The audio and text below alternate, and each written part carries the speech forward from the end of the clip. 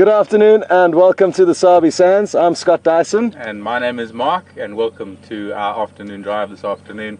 Hope you're going to enjoy the time with us. But a really wonderful afternoon planned ahead. Well, we don't have plans. Nature has plans for us rather than anything else. But we've got a lovely cloud cover, and that's going to make it rather cool. So you're going to be looking for cats that might be moving, I think. Yes. And I'm going to be looking for something around Gowrie Dam. And if any of you can help me, because I heard some monkeys about an hour ago, I heard some monkeys shouting around Gowrie Dam, and I want to know if anybody saw anything. But I'm still going to go and fish around there and see. And then maybe make my way east. Don't know, we'll see where the tracks take me and see where the birds fly. Sounds good. Well, it's always exciting responding to alarm calls that you've heard, so I am envious of that little operation. The problem is you've got to respond when they're calling. This is true. Because when an hour later, it's too late. For sure. The best thing is when they are calling that you can actually get to see the primates, you can see where they're watching and you can see where they're calling at. But maybe we're lucky. We've got good weather for cats to be moving around in the heat. It's not the heat of the day. It's a lovely afternoon. It's warm. It's humid.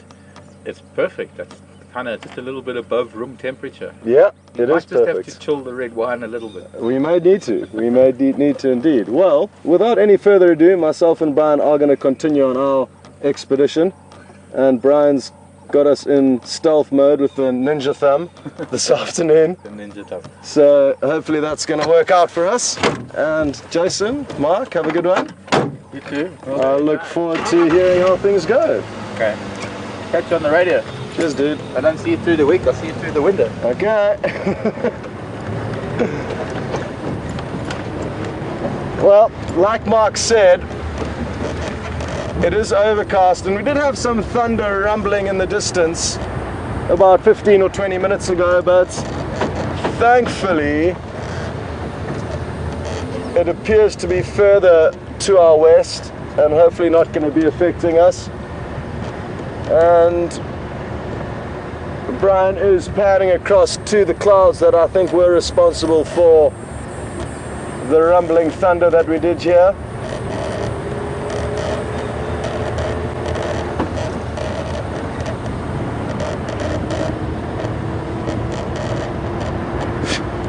Just got a message through from VM that the monkeys that were alarm calling are all sitting on the roof for final control. So VM knows where the monkeys are, but sadly not what they were shouting at.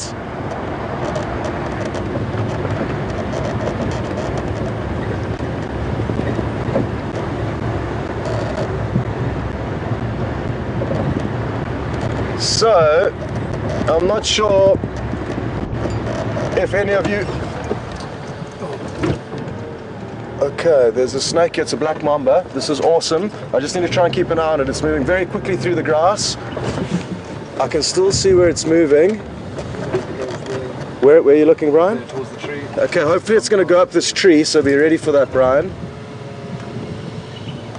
It could well be the same black mamba that myself and Jason saw in this area, but we do need to be careful because they can rear up very high very quickly and would easily be able to strike at us in the vehicle, and I don't want to cause it to do that, but I do want to show you. Oh no, where could it be? I mean, the last time I saw a black mamba, it was in very, very short grass in the same clearing, and it did manage to evade us very well until it did slither up a tree.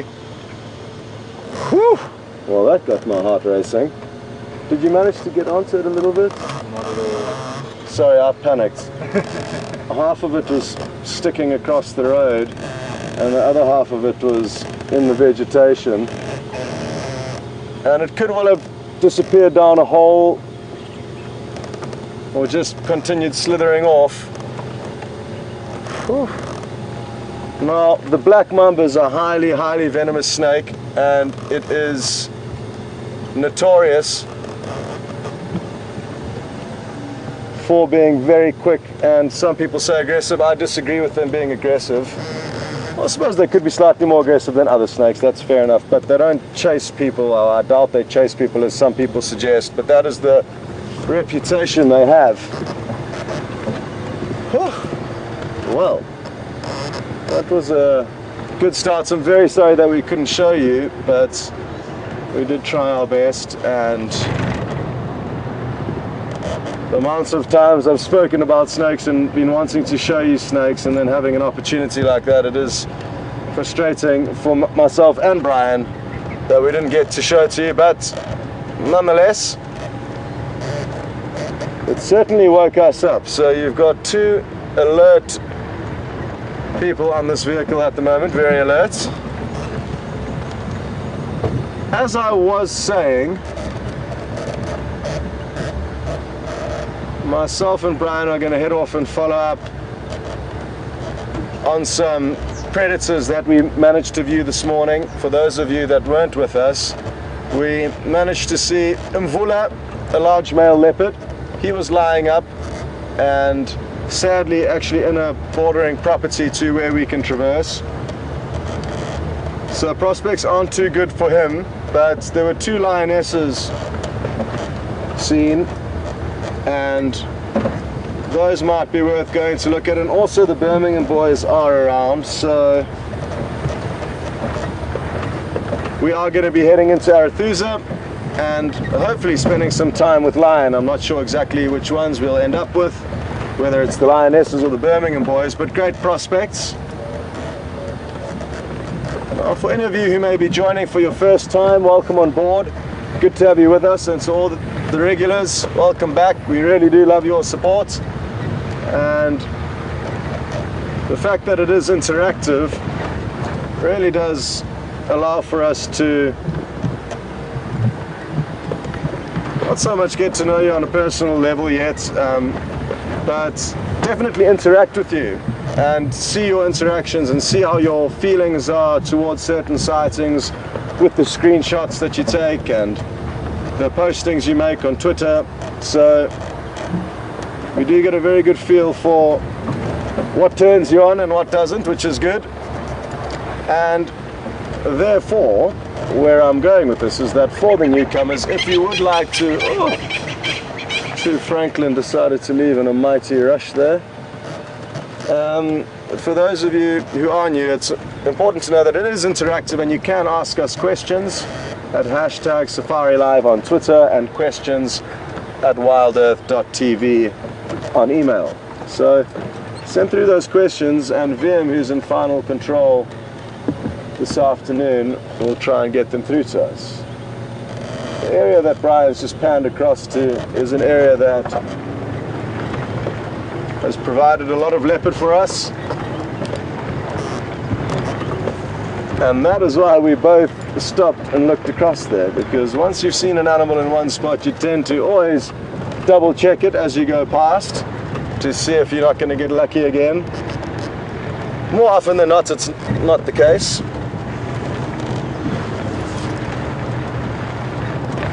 Okay, Vim, how's everything coming along so far?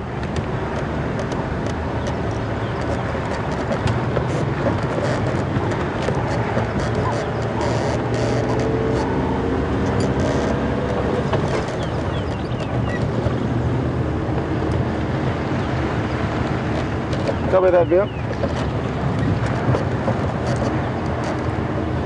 Now, I've thankfully cleared the marula tree that had been pushed over across this road, so we no longer have to do a diversion. Not that the diversion was difficult, it's just that you don't want to create any extra tracks unnecessarily, and by continuing to drive time and time again over the same patch of earth, that compaction makes it difficult for vegetation to grow. So good that they've managed to clear that out the road. The Djuma guides would have come out and done that with their trackers in all likelihood.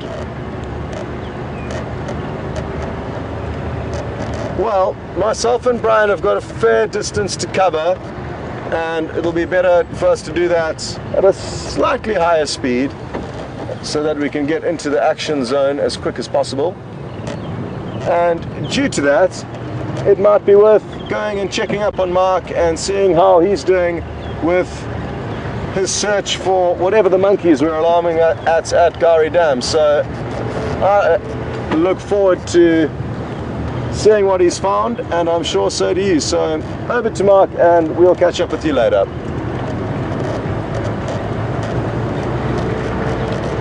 The dam wall where the new camera is.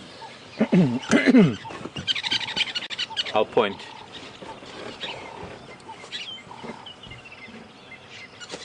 Welcome to Djuma Game Reserve, everybody.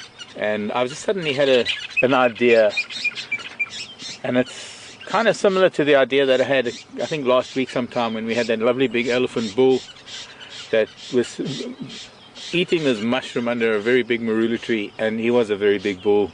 And I think I had a question, and the question was about how big do I think he is, and it's very hard when you don't have scale and perspective to try and put across how big an animal is, especially an elephant. But I decided that what I would do is that we would keep the vehicle where it is, and when he moved away, I got out of the vehicle and I went and stood where he had been standing eating that giant mushroom that I still don't know what it was. I've still got to find out.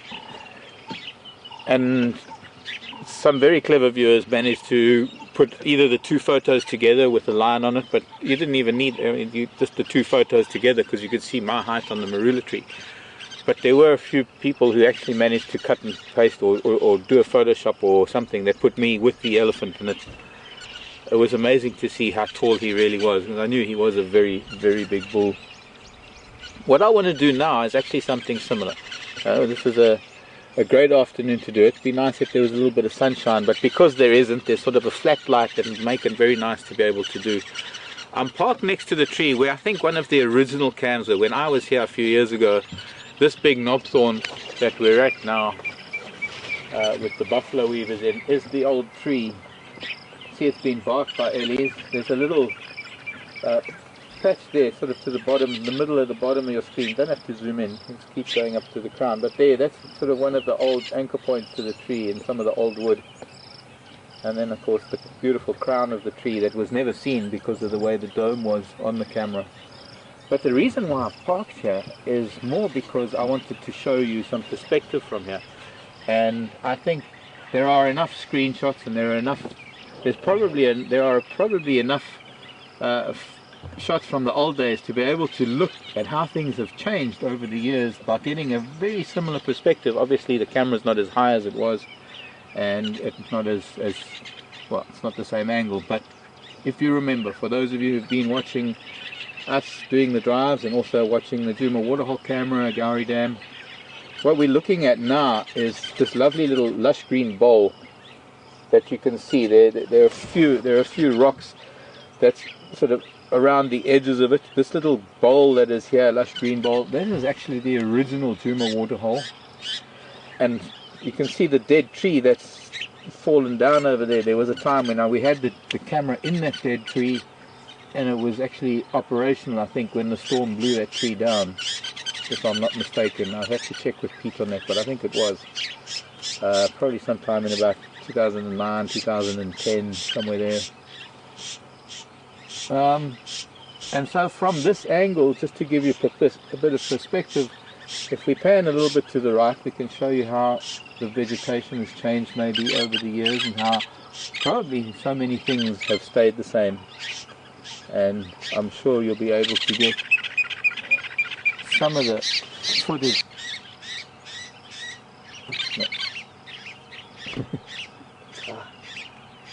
Where the new camera is, or where the camera is now. And so if anybody's zooming and anybody's looking at us, we've got a camera looking at a camera. But I thought it would be nice for those viewers who've been around for a long time to sort of put the whole thing into perspective. And well, I can see how that far side, this erosion bit that we see from the dam wall, it's also like a bowl. The spillway of the dam used to flow out over here. When the dam water rose, it would flow out through this spillway, which is where we go over the dam wall and we go through that very big dip. And you can see where this erosion, where that erosion is on the left of your screen now, that bare patch of sand, that has changed considerably since the 2012 flood. But I think one of the biggest changes, of course, we can't see from here, is the whole new spillway that was created after the 2012 or 2013 flood, maybe. That's on the western side of the dam wall.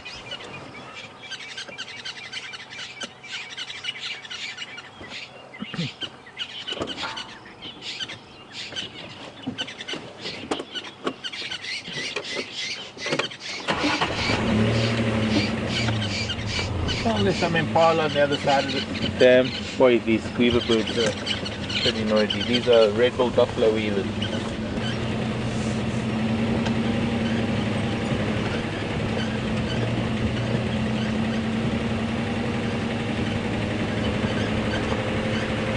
How some things change and some things stay the same. Or rather, how some things change and how many things stay the same.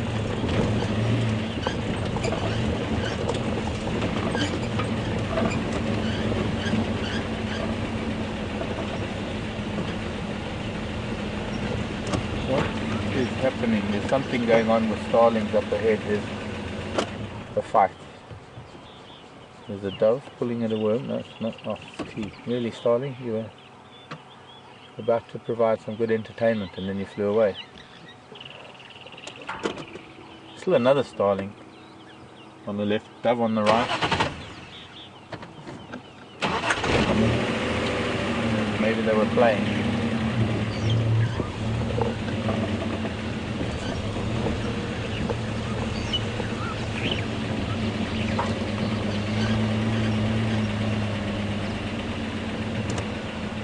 So in one season, if you look at the erosion that's occurred here from, and I think Djuma got off lightly compared to what I've seen up in the Timbavati from the same floods.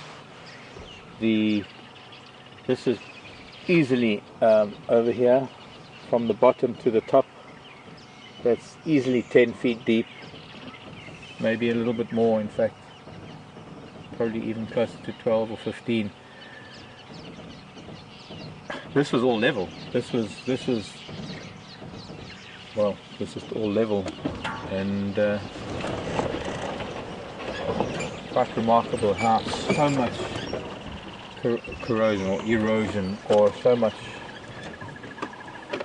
can be done in one rainfall. And this was literally within sort of 18 hours. Things like this happened. Back home I had roads, main roads at first, had just this big gap. In fact, if not deeper, there was some that was up to 30 feet deep where the road was gone completely. There was a 60 feet gap between where the...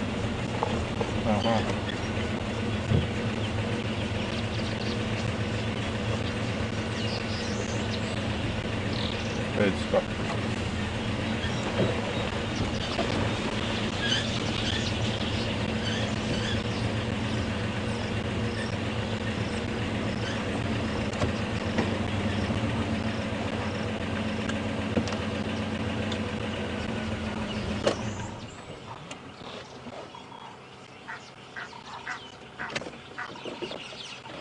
Some of it, not much.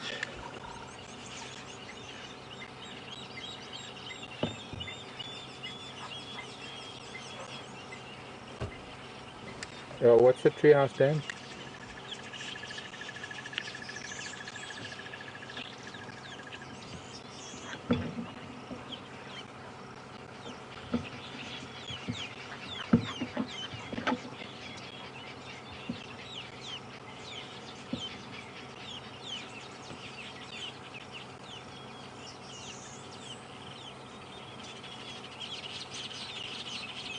Okay, copied. What did they do?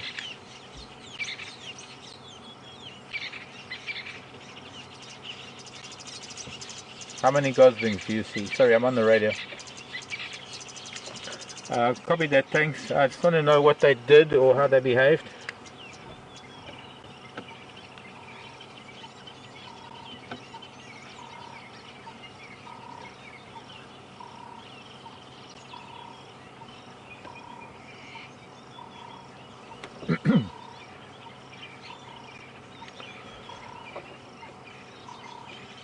Okay, copy that, thanks.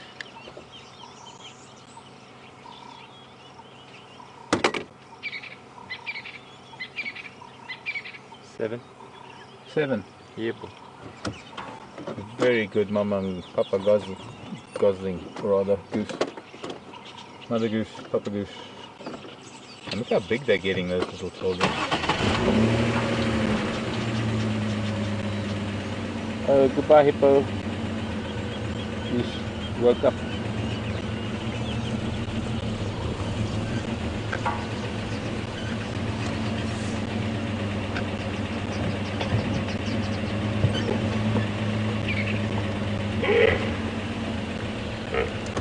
Really?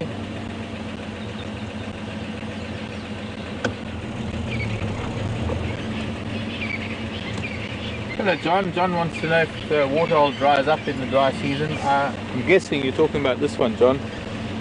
I haven't known it to, although it was getting pretty low in 2008, if I remember correctly. It was getting very low. And since 2008, of course, with the floods 2012, it's been pretty full since. Been okay.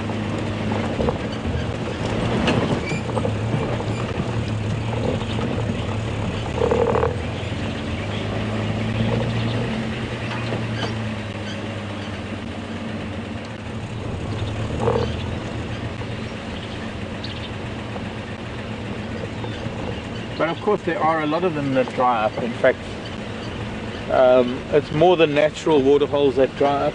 It's the pans and the mud wallows that we see that don't carry enough water, that in actual fact need to dry up, because the life cycles of a lot of the animals that live in these mud pans depend on being dormant for a certain amount of the dry season. And the eggs would never mature, things wouldn't really happen, or maybe I'm wrong, but things wouldn't really happen if they didn't. Life that lives in these permanent dams, and you'll find that the permanent waterholes are more the waterholes that are man-made, where an earth wall has been spread or perpendicularly to a drainage line, and that stops enough rainwater to see it through the year.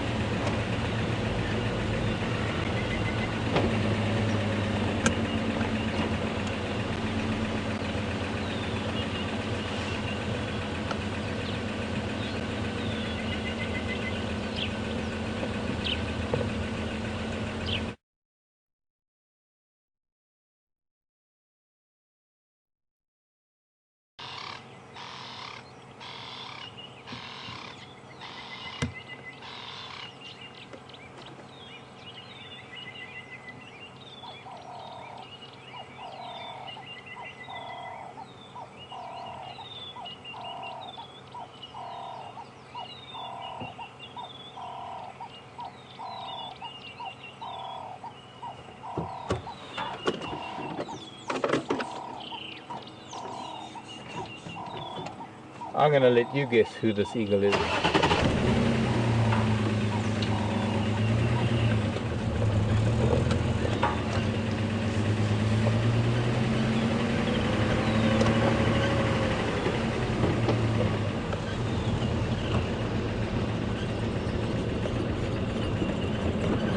Oh, mating monarch. Yeah, that's a challenge for a camera person. Mating monarchs with another male chasing them.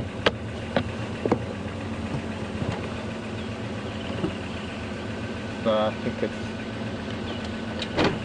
the wrong kind of camera to do that with. I guess it's that time of the year for monarch butterflies then.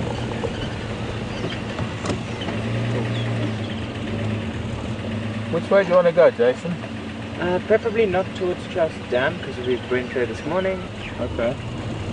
Maybe Cheetah Plain, Buffelswood. We can't go to Cheetah Plain, we'll go to Buffelswood Cut Line. That's the one.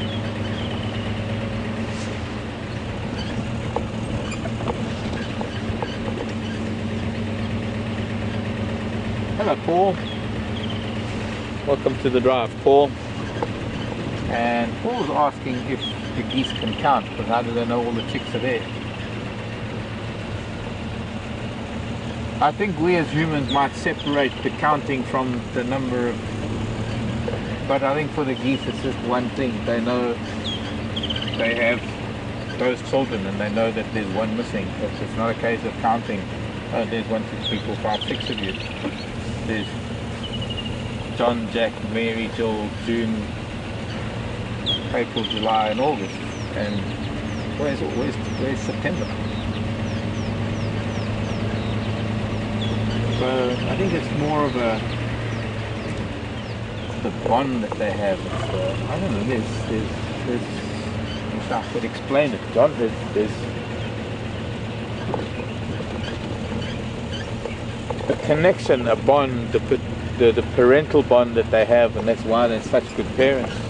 There's a parental bond that they have with each individual, that if one was missing, it would be like this stack of cards. Oh no, that's belittling it. I think any parent could probably relate to it. Obviously the intensity of being a parent differs from species to species. But the very fact that goslings are so dependent on their parents has to mean that the parents are exceptionally good at being parents and being able to differentiate these things, to be able to look at the brood in one instant, know that there's one missing without having to physically go 1, 2, 3, 4, 5, 6, 7. I don't think other things have a concept of counting, although I have come across elephants that seem to count the number of fruits that fall off of a tree, because if there's 7 that fall and they pick up 6, they'll stand there for an hour looking for the 7th one. But then again, it's not a case of consciously counting as we do as humans. It's just a case of, I suppose, memory triggering things where the elephant memory remembers a certain number of sounds falling, and the brain ticks them off one by one as it picks up on the ruler fruit. Might be something similar to that. I think they're far more intelligent than that. I think that there's a greater consciousness of theirs that knows it. Obviously it's different in geese. It's a completely different matter entirely. But being good parents doesn't mean that they can't count in our terms. They can count in their terms, and they'll know very, very quickly that one is missing.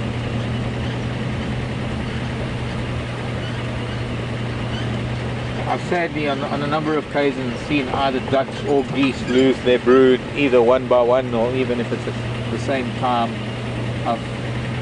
I've felt their distress. I've felt their loss almost. I think it's one of the purposes of, or one of the bonding things that happen. It might be for mammals that incubate in the stomach, but for a bird that has to sit on the eggs and keep them warm externally, I think there's possibly a greater sense of care and a greater sense of awareness of nurturing than if something's growing inside the mammal, to some extent, because temperature and exposure are so critical that it's a wonder that any birds are born at all. And of course nature doesn't create anything that isn't able to change with seasons and change with temperatures and adapt to those changes.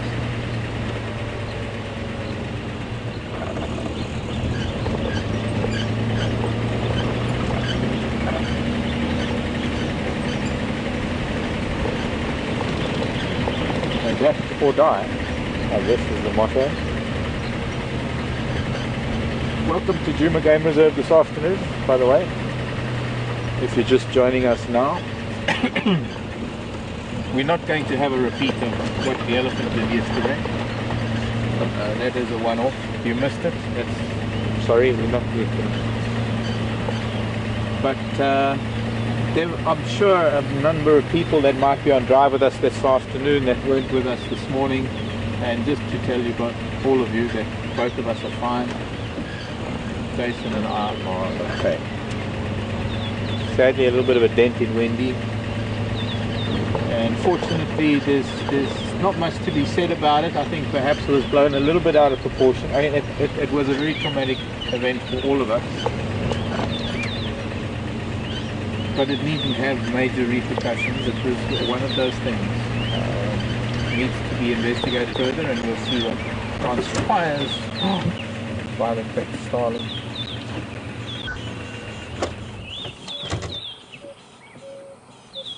So I guess it'll suffice to say that we are fine. The vehicle's got a couple of holes in it, and it was a really isolated incident, and there was no fault for as far as the elephant is concerned. And I know, fortunately, that there was no fault of mine. I didn't misbehave or anything. It was just sadly a matriarch that there's something else going on in her life, and we had nothing to do with it. And that's the end of that.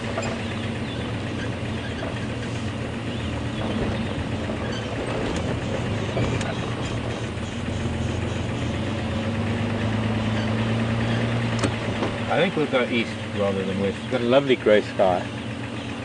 Doesn't really matter which way we go because we're not looking into the sun as we do on most afternoons.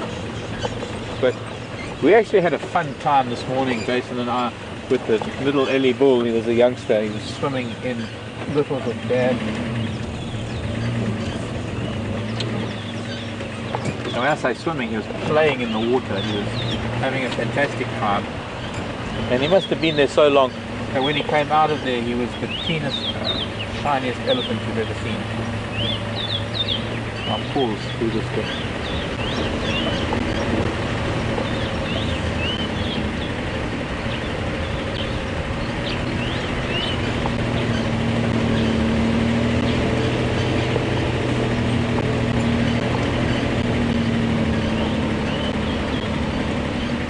Four people on Twitter.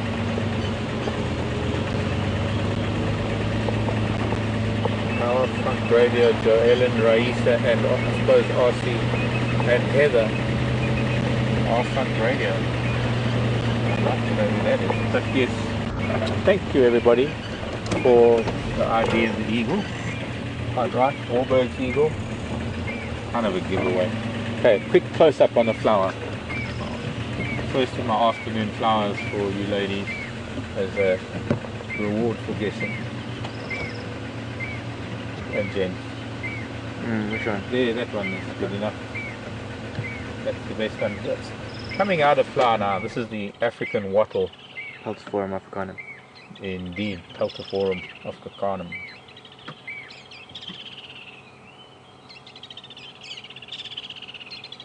Maybe we need to discover what Peltiforum means if it's in Anita's book. I doubt it, but it might be because she likes flowers, and it is a really pretty flower. When they're flowering in full bloom, it is very impressive. We've also got an amazing moment with this tree in that there are the pods. You can see the pods that are forming. They're still green. They get a little bit brown, but they are kind of winged pods. And one of the best times to learn a tree is actually to get it at this moment in time when it's got flowers and it's got leaves and it's got seeds, and you can get a look at the texture and color of the bark. That's learning a tree. That's getting familiar. Oh, she does have it in this book. I thought she might because she likes flowers like I do. The kind of flower book I would do if I did a flower book. So the derivation of the name for the Peltiforum is actually, it's shield bearing. It's Greek. It's alluding to the shield-like shape of the stigma. Can we zoom in on the stigma, please? Depends on what a stigma is. You don't know stigma style and ovary, filaments and stamens, and the males and female plants are the parts of the. Okay, I'll teach you. Sounds like your dad's taught you a lot already. But African wattle that had our earliest ancestors or earliest settlers in South Africa, white colonial European settlers, had they decided to explore the local flora for answers to some of the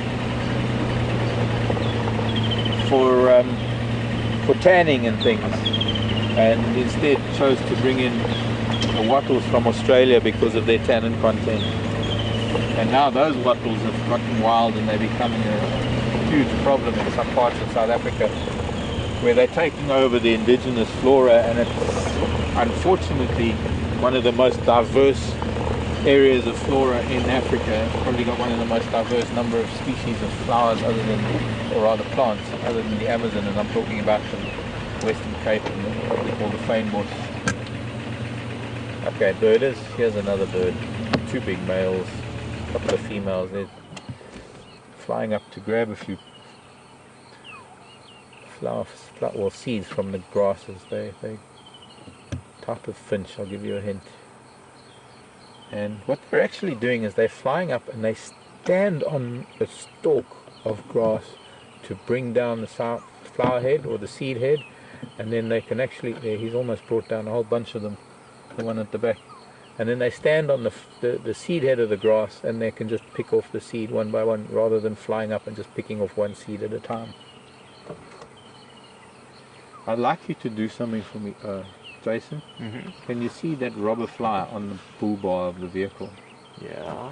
Can you sort of try and come down to it and do it focus? No, I can't really do a focus pull. Oh, like, no, it's too far away. I want to show you. There. Should be, it'll focus, I promise. Yeah. Oh. No, it's just catching insects. That's what he's doing. This is a very beneficial insect, known as a robber fly, and they catch flies. Much like that bead that I've got to show you again later that I found this morning. It was a bee wolf or a bee pirate, and they catch bees. Interesting, thank you. Really pretty bird. One of the most beautiful tails of all the birds out here. It's almost like a bird of paradise. But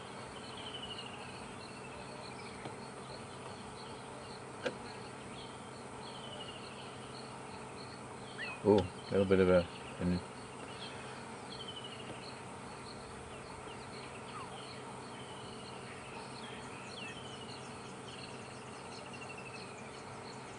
Valerie.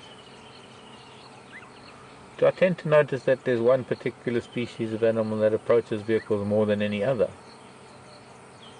Yes, I suppose I do. It's elephants. They're trying to reach out and talk to us and find out what it is we want from them. Okay, you can't see any of the birds anymore. I would say that elephants, in my experience, no other animal actually approaches the vehicle. Excuse me, birds. Get an answer on what your name is. I see there's a big male and a younger male, and there's the older male that was actually just getting a little bit aggressive with that younger male who's only just coming into his summer colours. They lose all of that in winter. Those tails, and I've actually been lucky enough to find those tail feathers after they shed at the end of summer. I think of all the animals that we have, in terms of approaching the vehicle, the elephant is the only one that actually consciously does that. What is this buffalo having a big... Not buffalo, it's just a termite round.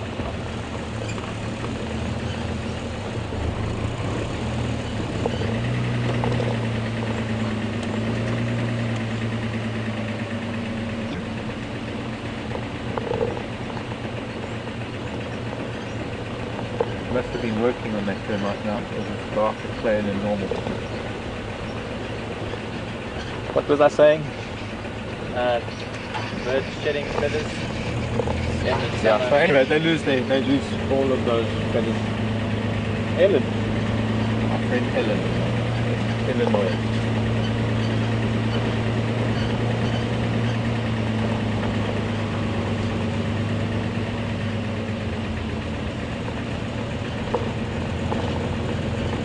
In Illinois.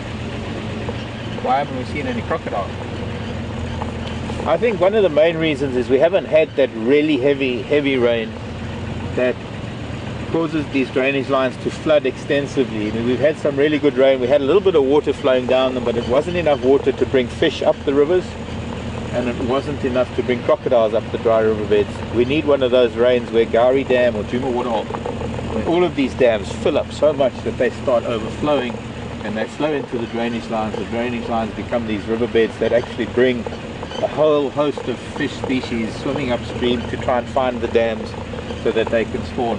And without fishing, or rather without the fish doing that, without the depth of water, you don't have the crocodiles that follow the fish. And it's invariably young crocodiles that are likely to do so. In fact, this morning, my heart took a leap because there was a monitor lizard sunbathing in front of the camera, and when we finished our drive we came past it, and from the angle we were at we both thought it was a crocodile, but we were actually looking at it backwards, and only closer inspection you could see that there was a monitor lizard sleeping in the opposite direction. But it's possible, and we just need a little bit more rain for there to be enough water to have some of these young crocodiles come up from places like the Sand River, where all of these drainage lines, most of them that we have here, flow into the Mawati River, and they in turn flow into the Sand River, which flows down into the Sabi River, and that goes into Mozambique. Getting bigger and bigger and bigger, and of course as populations increase over time, you find that youngsters have to expand their range, they have to go further to find places where they're not suppressed by older crocodiles.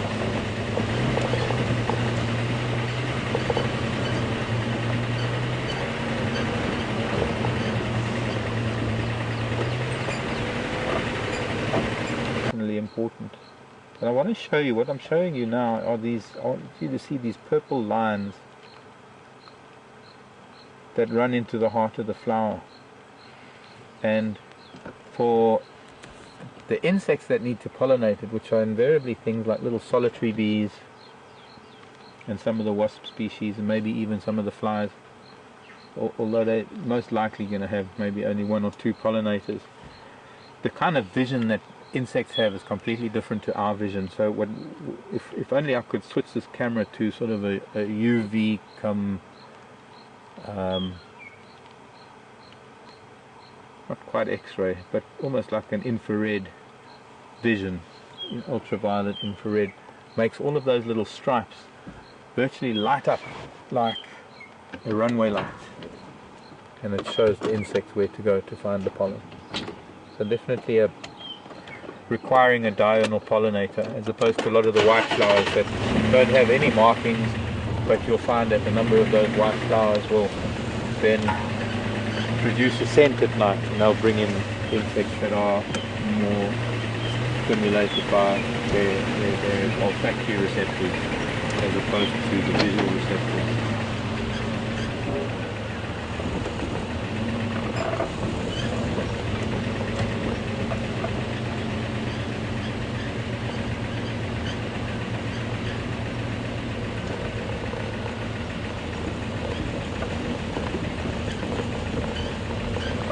Safari, Twitter is the name, or rather the Safari is the name on Twitter. Safari wants to know what type of fish we get. I'd say there are two dominant species of fish that we would get here, and they would be the catfish, one of the broadhead catfish. Getting a drizzle on the hook. I'm not expecting this little boy elephant to still be swimming, but I'm hoping that maybe there might be something else. Broadhead catfish, and one of the tilapia species, which is called a bream or breen in North America. We call it tilapia. We also call it kerpa. What are geese? Same. These geese haven't had babies, or if they had, they haven't survived. Beautiful. Oh, and there was a wood sandpiper flying away. Just by the way, we can do a little bit of birding.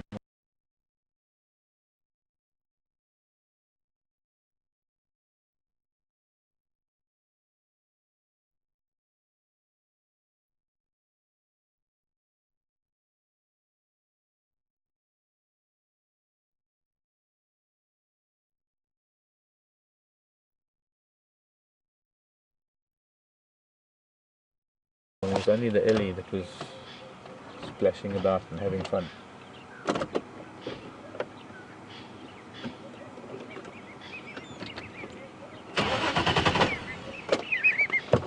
Oh, nice bird.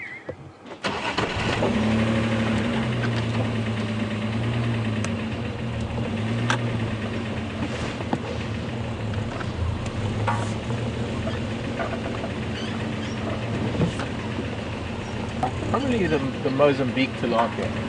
That is the species we get here. There are other smaller fish species that might occur. I don't know what their status is now, because the way rivers have gone and the way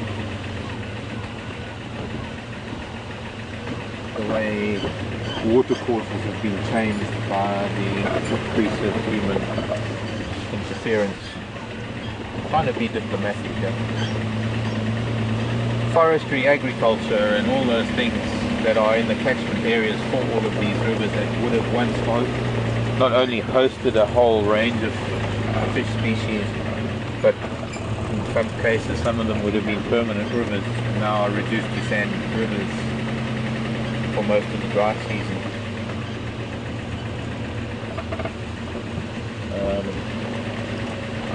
Fish known as little robbers, and I think there's some odd species of Procrostomus that might occur in some of the waters, a kind of algae sucker fish, Procrostomus, or algae eater. We find the Procrostomus species in pet shops or aquariums that keep the algae down. Unfortunately, I don't have my fish book.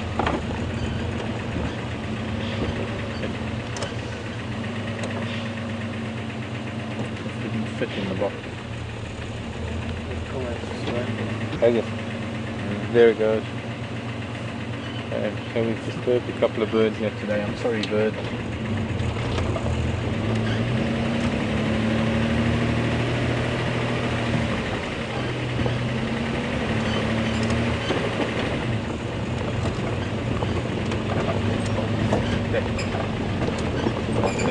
And I thought that way, and then I thought that will go with the original idea.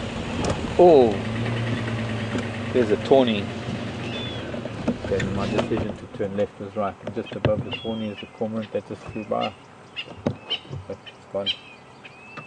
I'm thinking it's a tawny eagle. I hope we can maybe get a good idea out of it, because who knows, it might even be a visitor from Russia, the steppe eagle, which is a close relative of the tawny eagle, and maybe a little bit.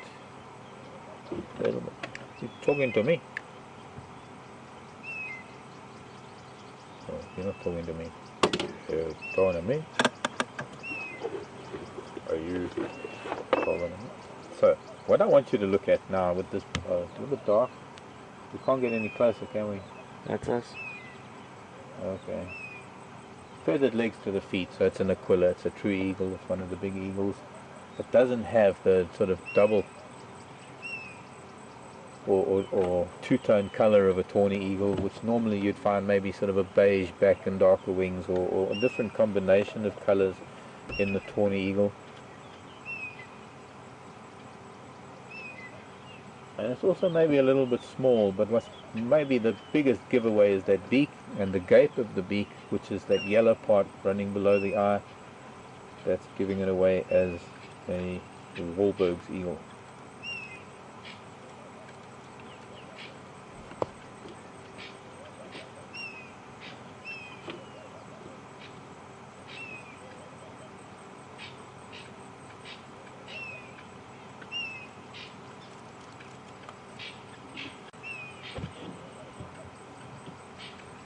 Now while you're looking at that, I just want to look up a wasp quickly in my book. I don't want to make a mistake. I think it's a bee wolf, and I think it's a bee hunting wasp. Oops, where did it go? Right there beneath.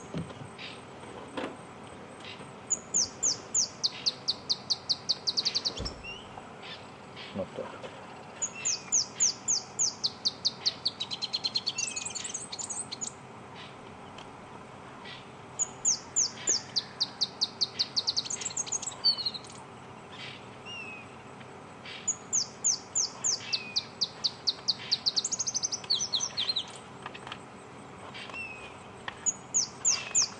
not in this book. Maybe that's correct.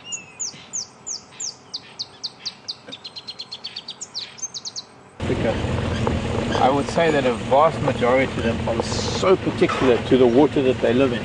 They are so delicate in their habitat, or rather so specific in their habitat rather, that without that habitat they don't survive. And there have been so many alien fish that have been introduced into our rivers and our freshwater systems that have decimated the local populations of quite intriguing and quite special indigenous species of fish. And offhand, I think one of the biggest culprits is the largemouth bass, largemouth bass. We also get the other, the smallmouth bass, I think it's called, and of course trout. And in some of the higher elevated areas, when you go west towards the Drakensberg Mountains and you start going through up the escarpment and higher up into the higher elevations of 5,000 or 6,000 feet, there are a couple of towns up there that are booming trout farm towns. One of them is known as Dahlstrom, and I promise you it's by no means dull in terms of its character. It's a wonderful little village that is very geared up to the whole trout fishing community. But unfortunately those streams all wash down into rivers. Unfortunately trout, however, don't do well in these warmer waters. So if they ever do get washed down, they're not going to breed and they're not going to become a problem. But on the other hand, largemouth, the males are not as colourful as the guppy, but the females, we wouldn't be able to tell the difference. It's actually called a mosquito fish, and they are predominantly preying on mosquito larvae. And they were introduced to try and not necessarily curb malaria, but to control the population of mosquitoes in some areas. And so they're also an invasive species in some of our freshwater lakes. And it's hard to think of a little species like this that doesn't get, well, maybe it doesn't get bigger than an inch, that it can be invasive. But it can decimate frog populations, it can decimate insect populations. It doesn't only eat mosquito larvae, it probably eat anything from hatchling tadpoles to the fry of other fish. And of course in some of our higher elevations where we have a lot of man-made lakes and a lot of fishing, there is also the wonderful different species of carp, giant goldfish really. And I say it with a little bit of disdain, but that's only because they're aliens and they shouldn't. Just throw that out there. Bye-bye to the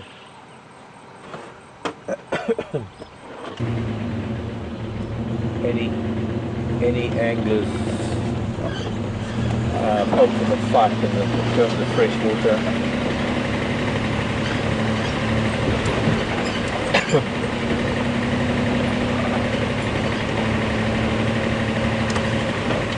And I don't want to bore you too much with fish. It's probably enough about fish.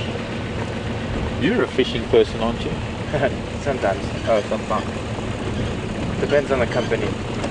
I like to watch them. I like to put a mask and snorkel and, if need be, even a tank, and just go diving.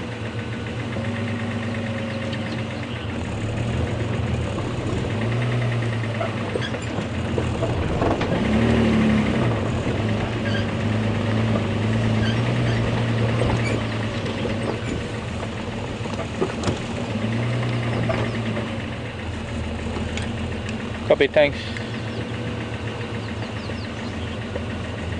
I saw a big grey shape, but it's just a tree trunk.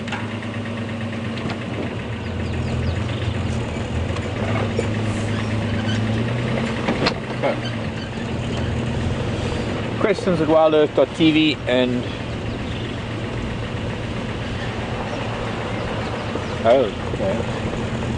but yes, questions at WildEarthTV and hashtag Safari Live if you want to send anything in. Whether it's related to what I'm talking about or not.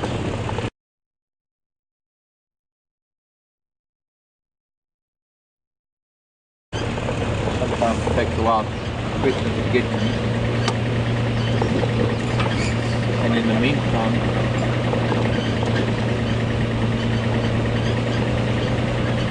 we're heading up to the eastern boundary of Djuma, on the northern boundary. And every time I'm up here, I'm forever optimistic that some of those other spotted cats that we don't see very often might just make an appearance. And today's weather is perfect for that.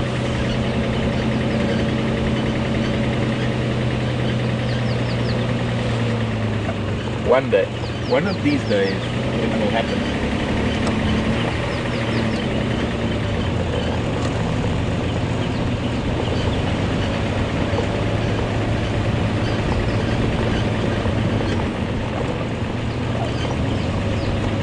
In fact, you know, this is the kind of weather that any of the cats might be moving around. Not only cheetah, I was talking about cheetah by the way, because I think we still have to get cheetah on camera.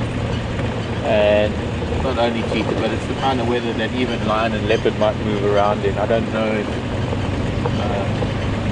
it depends really with lion, whether they're full or not. If they're full, they'll probably still be flat cats.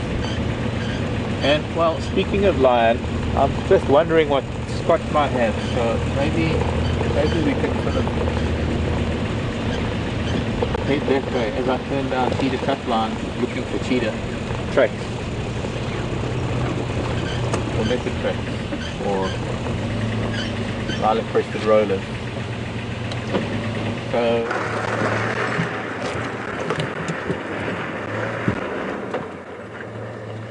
welcome back, and we have achieved what we set out to achieve, and that was to find some lion. But sadly, they are doing what lion do best for the majority of the day. That is sleep. But at least we know exactly where they are now, and with a bit of luck, they will hopefully be active. They don't look too full-bellied. We've just arrived here. They don't look too full-bellied, which bodes well. And what is nice is that 4 members have joined together.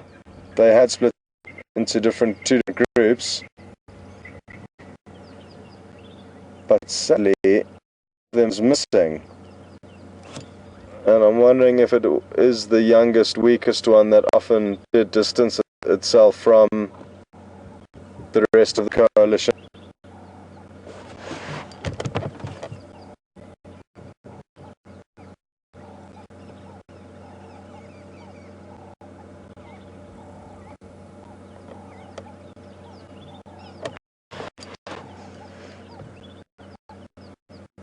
So, like I say, there is usually a 5th member from this coalition,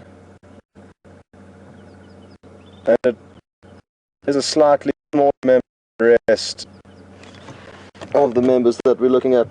It is missing, so I'm wondering if everything is okay. I hope it is, because I know that they did come across some of the mature males, I believe, who are large males and certainly better equipped for fighting and confrontation than these youngsters who have yet to develop their manes.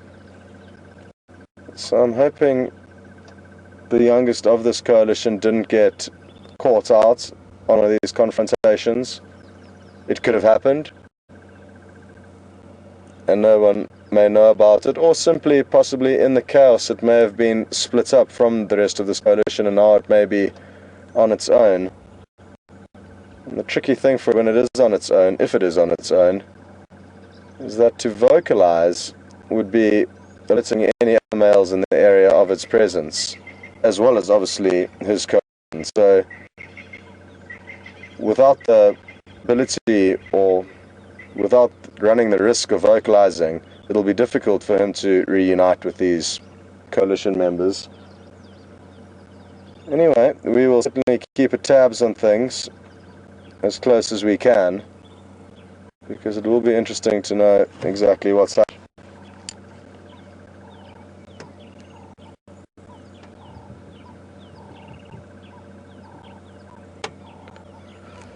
Well, there's something that I would like to explain that's important for you as the viewer to understand. The difficult part about guiding, that it's not just us, our vehicle, doing exactly what we want to do as and when we please. There are many other vehicles that traverse these areas, and because of this, we have to try and take opportunities to see animals as and when we can, not necessarily as and when it suits us. In an ideal world, I would have arrived here at 6:15, maybe 6 o'clock, and then sat with them with a likely chance of something happening, or more likely chance of something happening. However, due to vehicle rotations and the fact that there was a to come in here now, I thought best we use it. But sadly, this may mean that in half an hour's time, people that haven't viewed this animal may be interested to come, and then that would mean we have to leave as things heat up. But it is just things that does impact on our movements. We don't have complete free rein to do whatever we want when we want. And most of the time we have been very fortunate being able to spend a long time with animals. Just thought I'd begin on the kind of tricky aspects of managing and getting into things at that time, and also the fact that we may need to move out.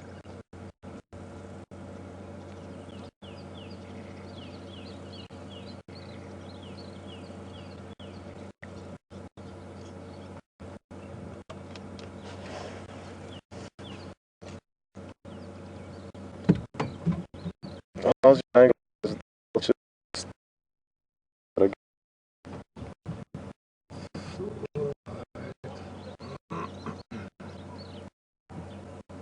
Brian's going to try and, very light gap. What I'll do is I can try and roll back a few. Oh, nearly.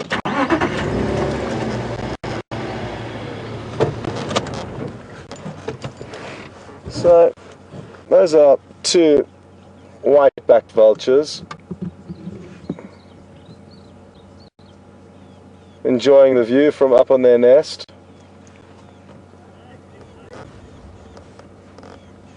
And interestingly enough, I've just got a message from VM saying our signal has increased drastically from just moving that half a meter that you saw us just move. So that's good news. We're giving off a better signal, and we've got a better view of the vultures. Now, interestingly enough, you may have seen a small bird fly out from that same structure that the vultures are perched on, and that's because it's a community of red-billed buffalo weavers.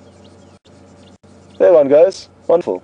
So we've got a cooperative nesting scenario here where the vultures are using the majority of the platform that has been made by the red-billed buffalo weavers. They may have added on one or two of their own branches just to personalize their nest, but the nest on a whole was built by those tiny little birds, which you can see on the far left nest. And I'm sure you can hear the thunder.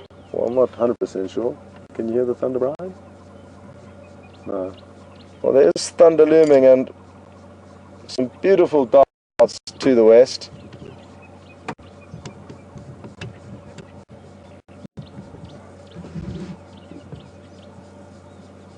And that is what Brian is currently showing you.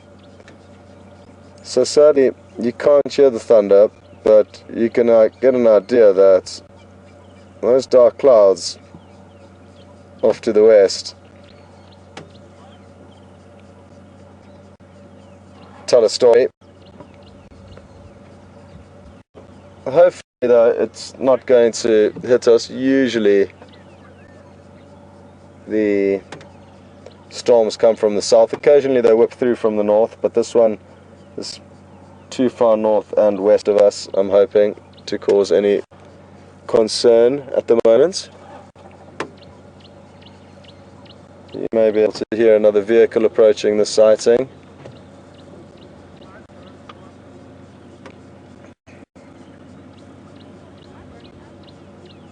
And the with a bit of luck, the lion might lift their head up and just have a look at who's arrived, but the guys are very relaxed with the vehicles, and even though that vehicle, as you can see, probably just from that brief glimpse there, is fairly close to them, but no response whatsoever.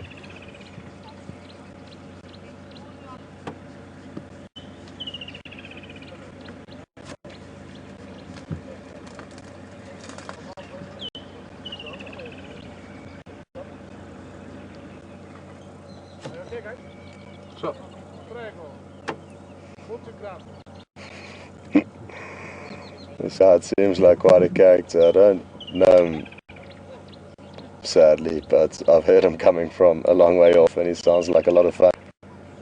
So his guests, no doubt, are also enjoying his enthusiasm and charisma. The two ladies I can see looking through their binoculars at us, which is also interesting. I might have a look back at them, see what they think.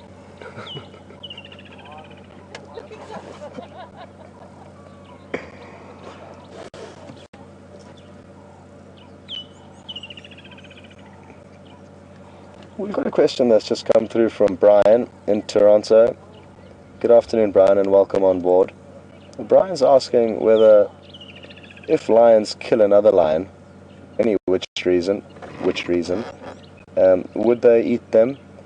And most times they won't, and according to textbooks and a lot of different articles you may read on this matter, it's suggested that will not in fact feed on other predators and or lions. But I have seen it personally. I've seen male lions feeding on cubs that they've killed in order to release lioness of that response. Welcome.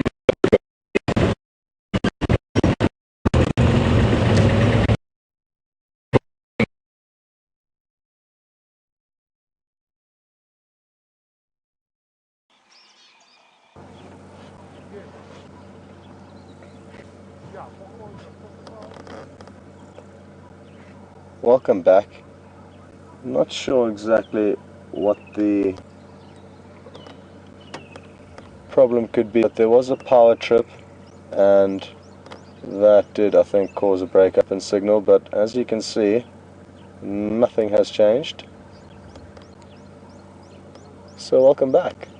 And back to Brian from Toronto, just to finish off, it certainly is possible that lions will feed on other lions, but more often than not, they don't. It's something that I haven't seen on numerous accounts though, so from my own personal experience, I can only give you a handful of stories. It isn't very common that we do come across predators fighting and killing one another, but it certainly does happen. I've also seen pictures of a leopard in a tree with an impala draped over one branch and a cheetah draped over the other, and it's not uncommon, and it's been seen fairly regularly that leopard will come and kill a cheetah that has made a kill and steal the kill. In the photographs I've seen, there's no evidence that the leopard have actually fed on the cheetah, but they could well have, considering that they hoisted them up the tree.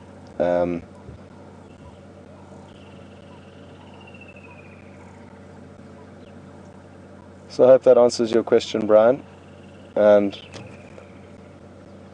something that I would prefer not to see personally, but it is all nature, and even the harsh things that do happen here, or the unexpected things that do happen out here, it is no surprise to us. Well, it shouldn't come as a surprise to us, because nature is unpredictable, and you have to be ready for some fairly harsh and brutal events to unfold in front of you out here, because they can unfold very quickly without any warning. So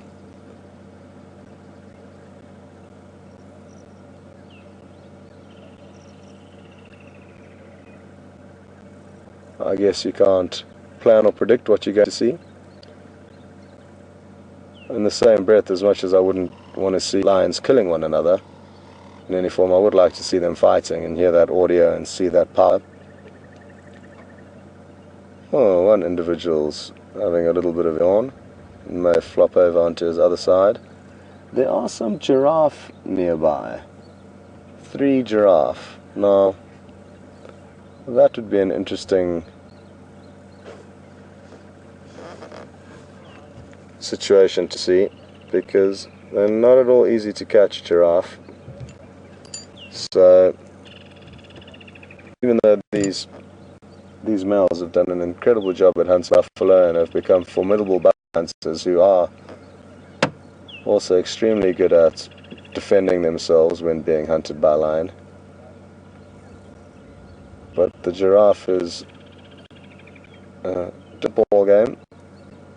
But they're not too far away, probably 500 meters away, so there is some potential for action there.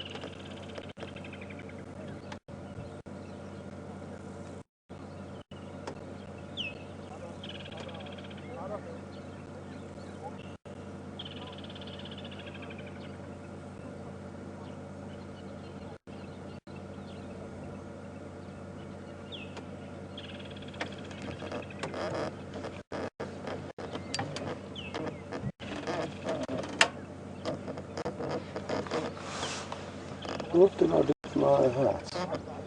Where have you seen it? Have I lost it?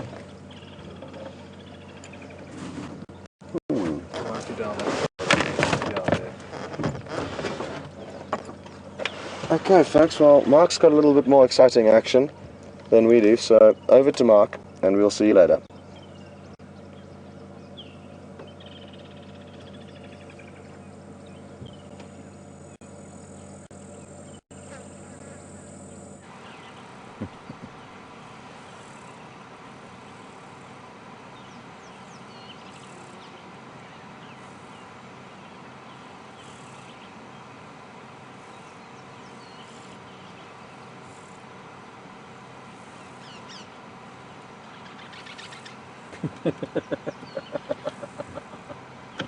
The most uncanny thing.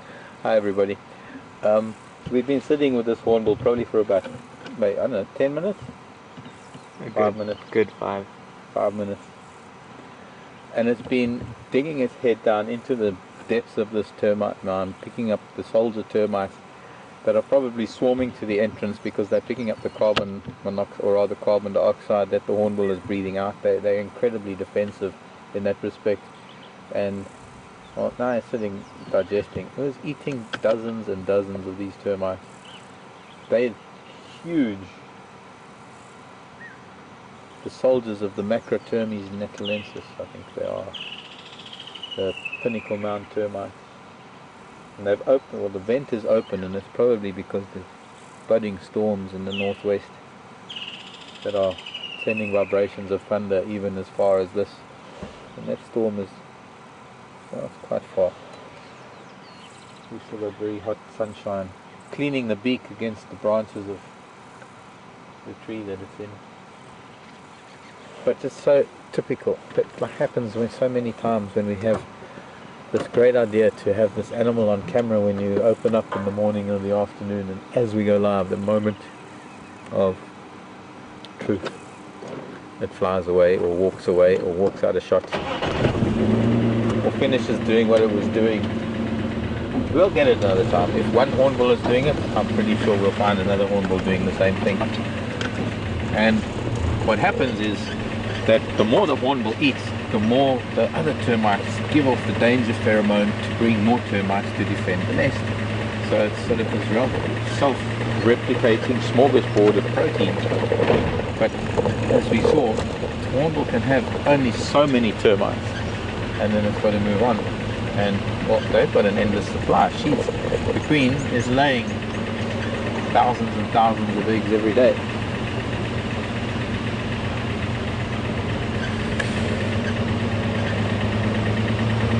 So what has Scott had? What has he had? What has he been missed? What have you seen? I wonder. We are still on our eastern boundary.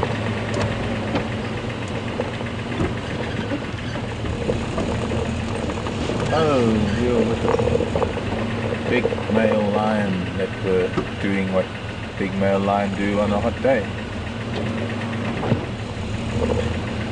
Another little group of broad-tailed paradise, wider. That was what we saw in the road earlier. I'm sure there might have been a few good guesses there. But there's the big dominant male that's lighted in the marula tree.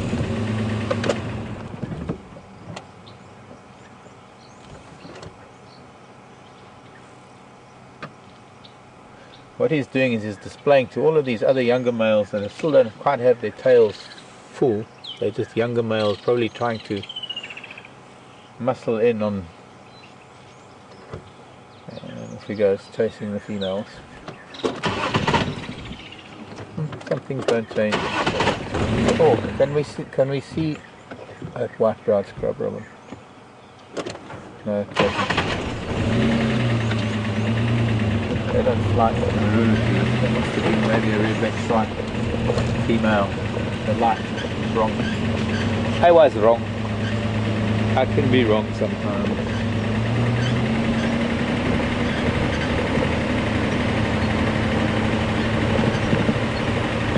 Heat, humidity, summer, greenery, thunderstorms, all equal a lot of things that might emerge later this evening. But wait for these ideal conditions. There are a bunch of reptiles, there are a bunch of insects that will be pupating.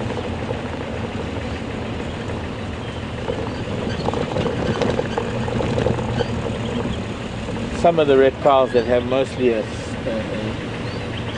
subterranean existence, what we call a fossorial existence, they live under the soil.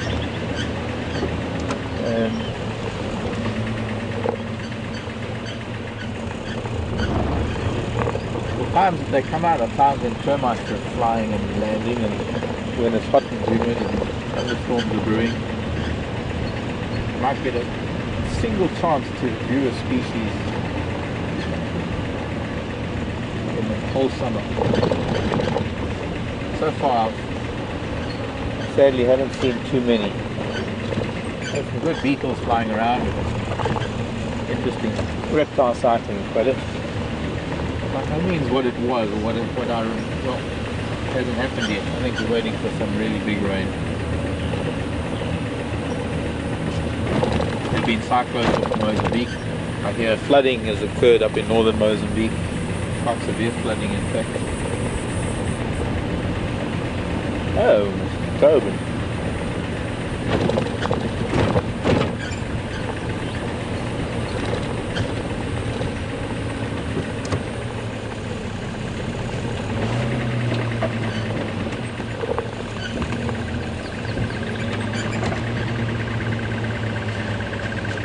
Question from Brian in the UK. It's a very good question.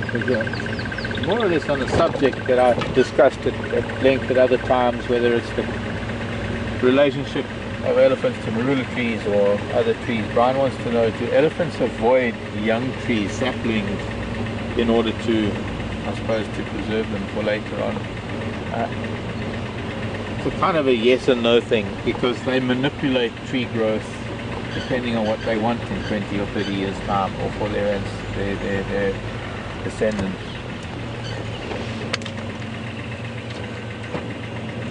To a large extent. So I've seen them picking up saplings, new seedlings, 5-year-old saplings after 5 years of growth, just pulling it out. Whether it's just feeding and it's just a nice little tidbit, or whether it is actively controlling the species, the diversity of species that occur in an area, is up for scientific study, I would imagine. But this is the evidence. Look at what we've got here. It's predominantly Marula combetum. It's not just chance that it exists like it does. It's elephants that have manipulated this environment for centuries, for decades, for generations of trees. And a generation of trees for some of these Marulas and some of these bigger trees, generations could be centuries.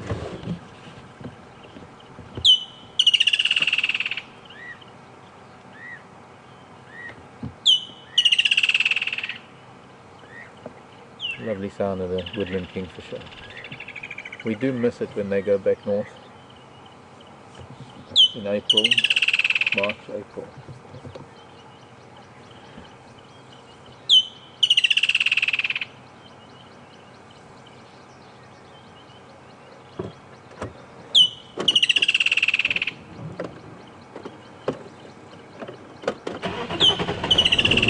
So sometimes, Brian, they will actually harvest trees. They will treat trees as though they were a crop almost, where they will be very careful not to damage the entire tree. They will only take the previous year's growth, and then instead of becoming a tree, the tree tends to become more like a shrub that allows them to come back to that area where they're now ensured there's almost like a crop of them, and that gives them a particular element to their diet for a certain time, and they might not come back there again for a year to feed on the same things once they've got the next year's growth.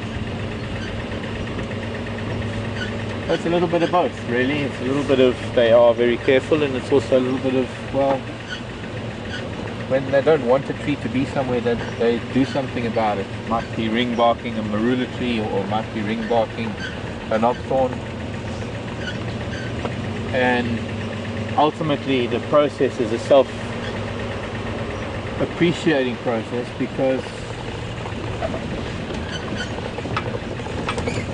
the dead trees feed the new trees, and without the dead trees, without the old trees being pushed over and forming protective branches for new things to grow, elephants can come along and just pluck a 5-year-old tree. It would be interesting to wonder why, of all trees, they chose this knobthorn. A perfect example of what elephants are doing to recreate what they want rather than what we want. This is purely my opinion and my observations, living with elephants and knobthorns and marulas, and having had probably 80 to 90% of our knobthorns taken out or done or ring barked by elephants. This was a wonderful big knobthorn. It was alive the last time I was here. It's been ring barked. But let's look at it from an elephant's perspective. This little open patch of ground that surrounds this knobthorn, or could have been a black monkey thorn, as a skeleton, it's kind of hard. I think knobthorn. But in an elephant's mind, if those branches are now going to collapse, branches are going to ensure that they're going to be at least 5 to 10 years of birds landing on those branches and depositing seed, and those branches being protection for an entirely new generation of trees that ordinarily would not be able to grow if they were growing here just on the open little patch of grass. So when you see the same thing being repetitive in many different places, where perhaps over time the veld has been, or the bush has been denuded through adverse weather conditions, how elephants have repaired it by, yes, maybe they're taking out some of the bigger trees, but it's vital that that food that those bigger trees are providing to the soil, that will allow new trees to grow into big trees. Without that, the soil will never rejuvenate, it will never regenerate, it will never get the trace elements and the food it needs through the action of termites. Which I guess ultimately means that without termites, not really much of this would exist anyway.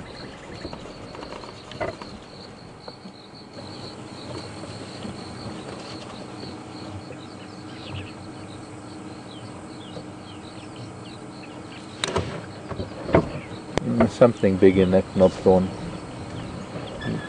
You can see it there, about something big in that knobthorn. 10 o'clock, that sort of dark shape.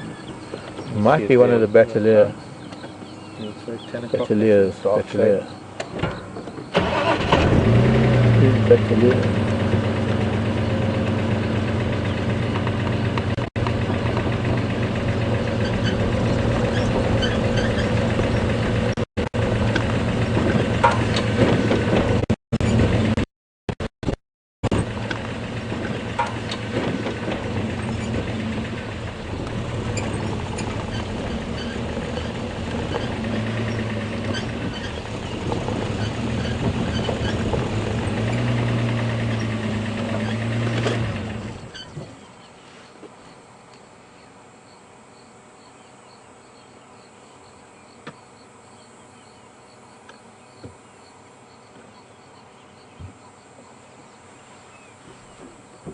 2 birds.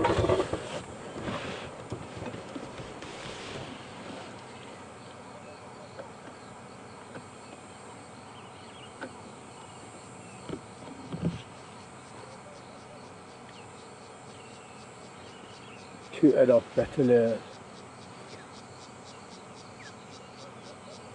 Must be close to the nest. Pity it's so far away, so we won't dwell too much on this. Where's your sound, Jason? There's my sound. Black-bellied bustard. Beautiful birds. Got a beautiful view this afternoon. Look what they're looking out on. From the height advantage they have, they've got another 40 feet higher, 50 feet higher than us. And they've got that entire beautiful expanse of bushveld below them. To the sunset. To the sunset and beyond. Okay.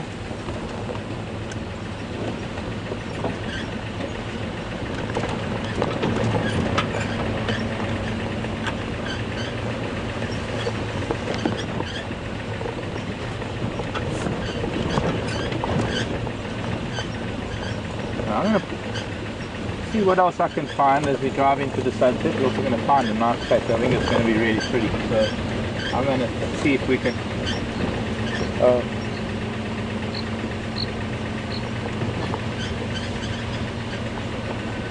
Okay. Waiting for Scott to get into position.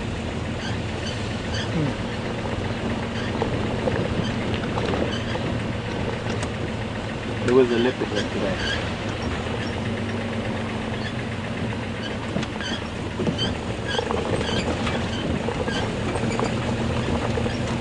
Okay, copy.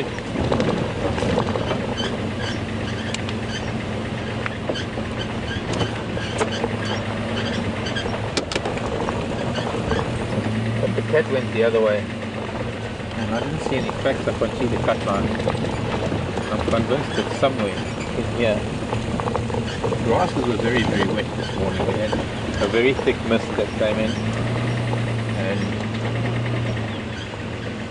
with it those very, very, very fine water droplets that made everything damp. Oh, that's what we're looking for. Okay, what I've been looking for, Scott got, so we're both jealous. Anyway, here it goes. So to see what Scott has got for you. I wanted one of those. Figures.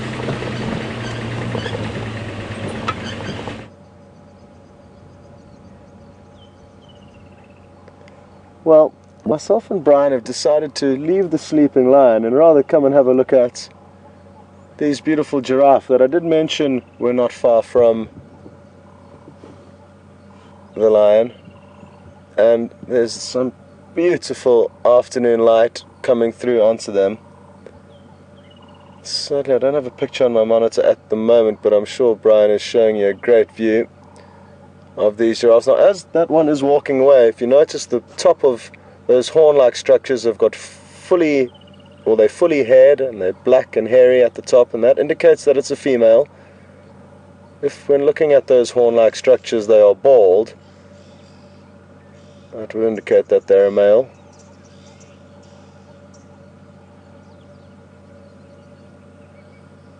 Unless, of course, I'm wrong and it may be a young male that is yet to start fighting and therefore balding. So I just must be careful about what I say, because I just realized as it was walking by that it could be a young male. But we will continue to look at them a little bit more closely. And I'm just trying to reposition to get into a better spot to view one that I know for sure is a female. She's busy feeding on a very thorny acacia tree, which is going to provide us with some great viewing.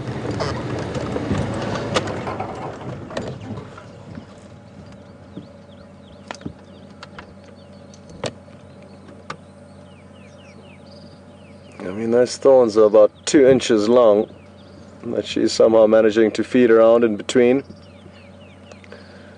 And there you'll see her lips and tongue contorting into some strange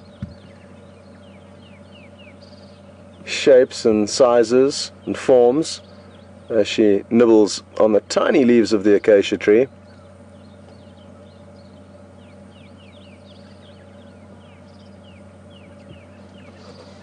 And what may be happening between the acacias in this area is that they may be communicating with one another, putting out an alarm that there are indeed some hungry herbivores around, and that is why she may have only fed on this acacia very periodically. It may have already been warned, as I say, by the other acacias in the area, and it's an incredible ability for them to be able to communicate. How exactly it works, I'm not entirely sure, but it is believed that they can communicate with one another. And what they would do is, once they have been warned, or once an animal actually does start feeding on them, they'll start pumping out bitter tannins. That's their defense system, and hope that whatever it is that's feeding on them will then move off. So that could be why we only saw it feed on that tree for a very short period of time. There's going to be my next best gap. There's a huge herd of impala here, which is also beautiful to see. They're moving past. Just going to have to be patient. There's a third giraffe here as well, a younger one.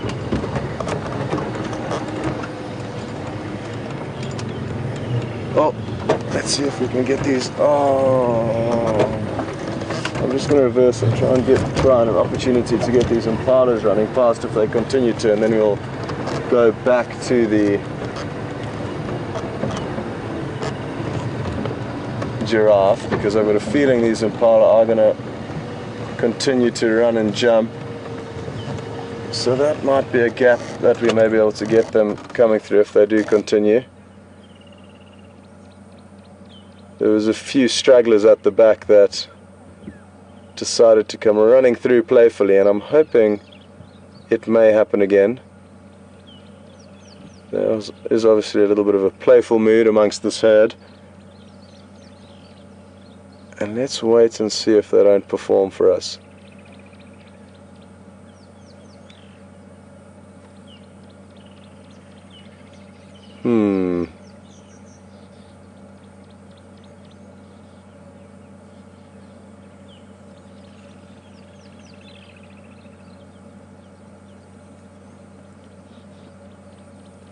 Sorry, Brian, it's only one little gap there that we can work with, eh? So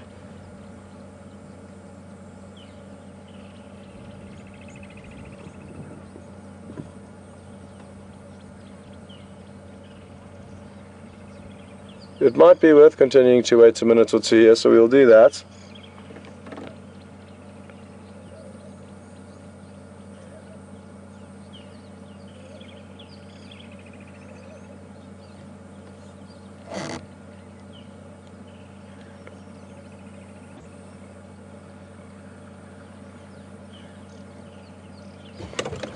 Okay, well, the impala have calmed down and the giraffe are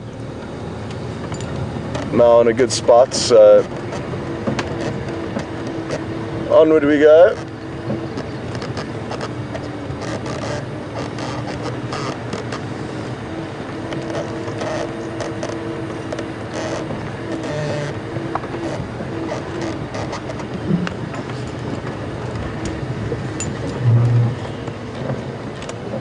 Not the best angle, but if she continues to feed on the tree that she is, there you go, it should improve.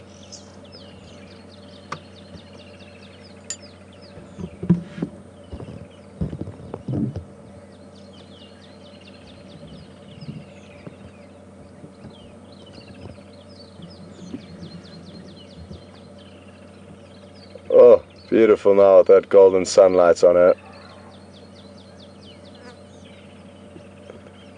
And it is a female, so my initial thoughts were correct. That was the same one that I thought potentially could have been a young male, because she does have rather thick ossicones or horn-like structures.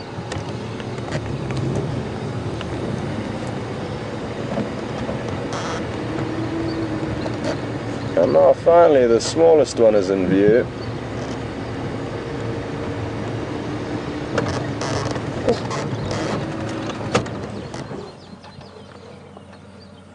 Now I'm guessing that this could be a juvenile vulture, quite possibly the one from the nest that Brian showed you from the line. So I'm just trying to get my bearings. Where is that nest? Is it that one there? That tree with the nest? Well, I can't see from where I am. But I'm guessing that this is a juvenile vulture that's possibly still learning to fly and just relaxing at a lower altitude. I'm sure its nest is nearby. All those other vultures' nests that we were looking at are nearby to us. I can't see them from where we are here. Anyway, interesting to see this young vulture down here, all on its own. I was very surprised to see it perched on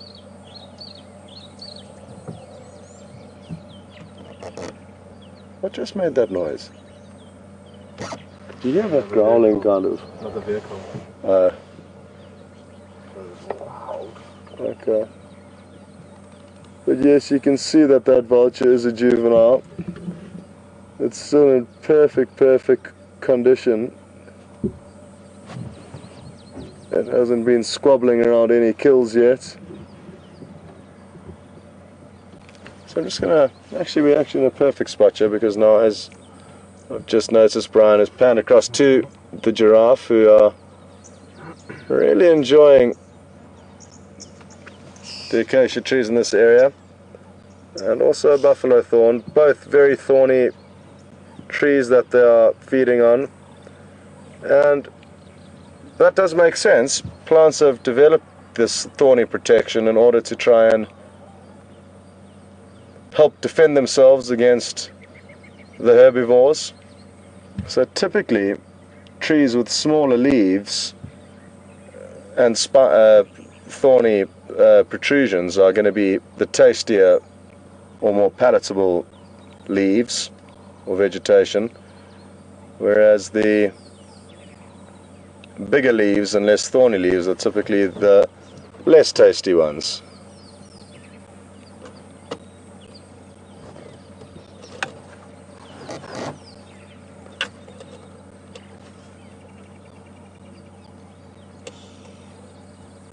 Beautiful.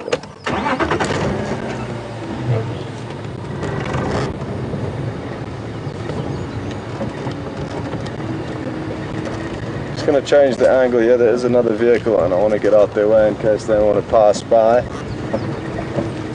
Oh, popped up awfully close to this vulture, so let's make the most of this situation. Beautiful. Where is that tree gone with the nests in it?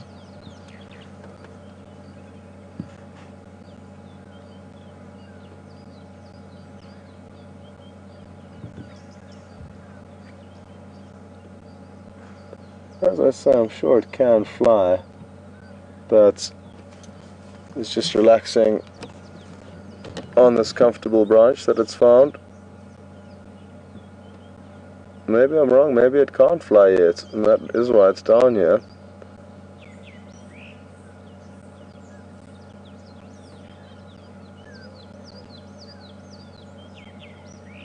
It looks incredibly bored. It's probably been there the whole day and examined every branch in that tree, and hence its very switched off approach. Oh, here we've got something very interesting. We've got a Bennett's woodpecker, which feeds specifically on ants. It's going to be difficult to see, but Brian, on the top of that termite mound,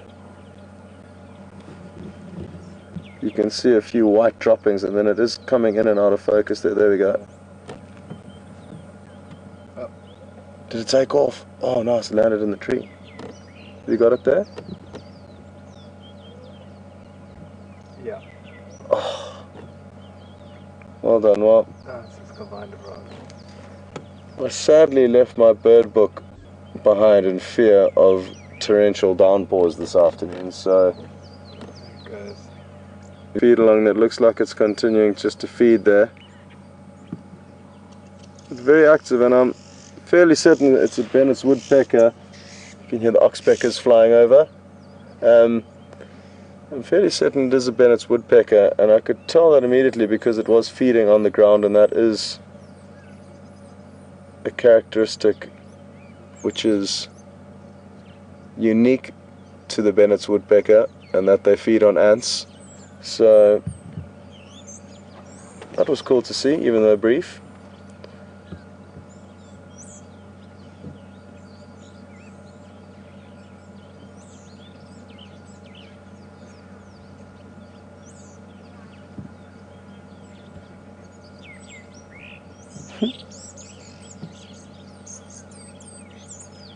It's incredible to see its feathers and how neat and tidy this animal still looks, because they look a lot different. Its head's also very fuzzy and a light creamy color. That fuzz will become slightly shorter and more grey as it becomes older.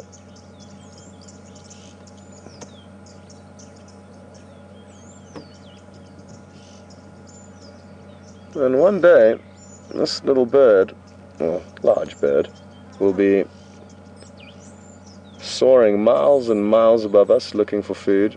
At the moment, it's at one of the lower points in its life, it appears.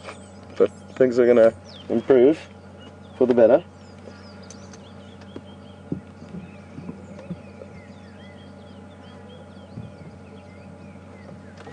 Okay, where have these giraffes disappeared to?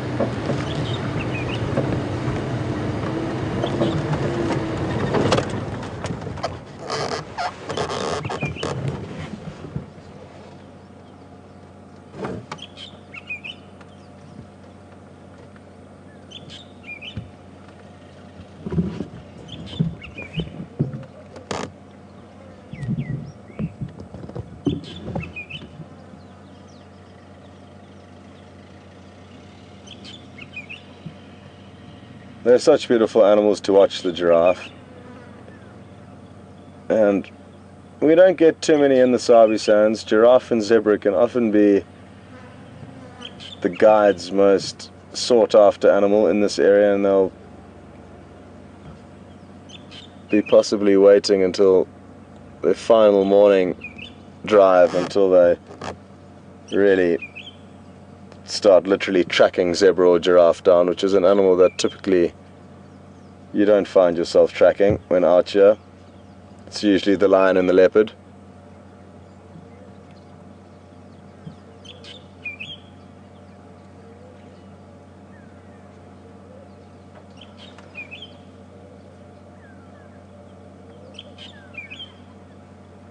There's another giraffe right in front of us. I didn't even realize it was here until I just heard it feeding.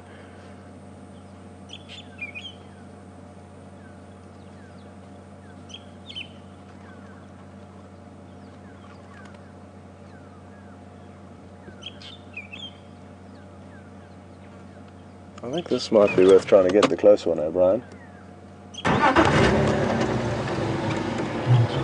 Let's see what happens here. There's one very close to us, and if it does continue to feed, we're going to have some great close-ups of it.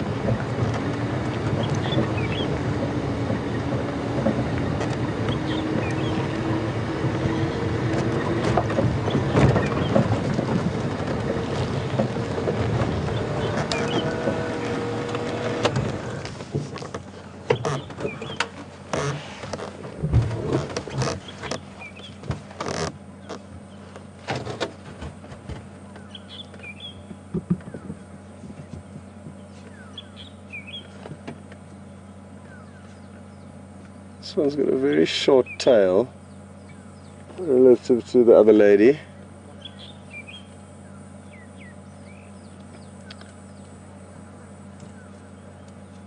And they usually are about double the length of this one, so she is a unique specimen, and it looks like she could be quite old, and I think that's why she is beginning to look a little bit worn out.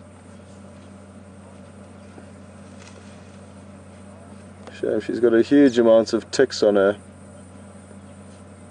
and it's strange because with all of the oxpeckers in the area, obviously she just doesn't tolerate them.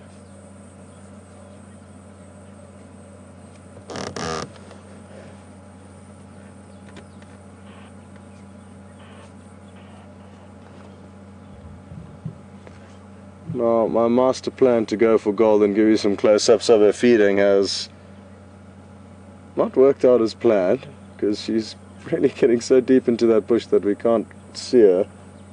I sadly also can't see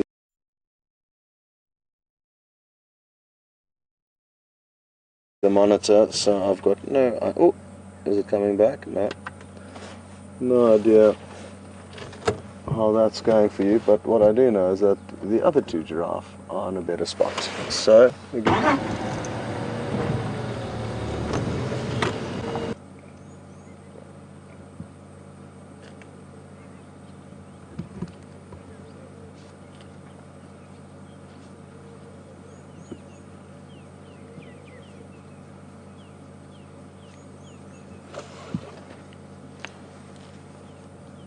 okay, copy, thank you.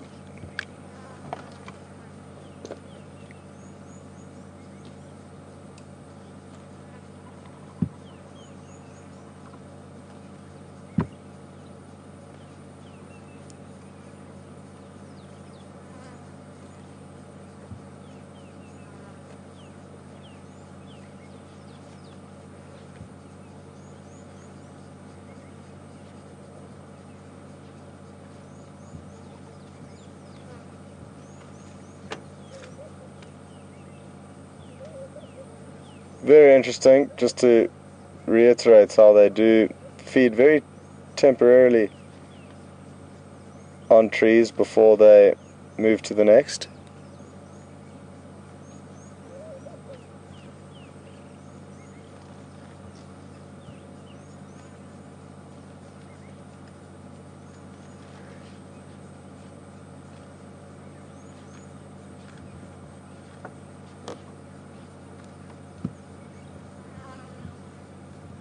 Kim in San Diego, good afternoon, and Kim's just asked what kind of subspecies of giraffe this is. If I remember correctly, there are 9 different subspecies, of which you only get one here in South Africa, the southern giraffe. If that is correct, for some reason I'm faulting my memory, but I'm fairly sure it is the southern giraffe, and you get another 8, I'm fairly sure, species, a few of which I was lucky enough to see up in Kenya. The Rothschilds, the reticulated, and the... oh, we've got some scratching coming up here. As I was saying, the Rothschilds and the reticulated are 2 of the more rare species that are unique to East Africa. Oh, and that is how you scratch your stomach if you're a giraffe. Look at that.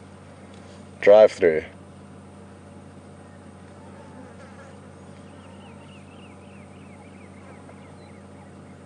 The reticulated giraffe is my favorite species. They really are beautiful, and they've got solid brown blocks with solid white patches around them, whereas these kind of fade in and out of one another. It's not as distinct, the contrast between brown and white. So do yourselves a favor and look up the reticulated giraffe. They're very different to these.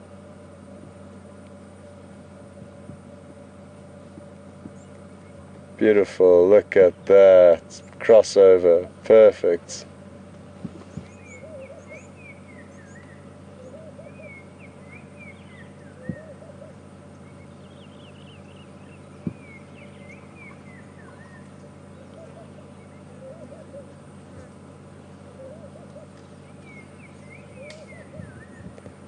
Oh, she's still trying to relieve that itch of hers.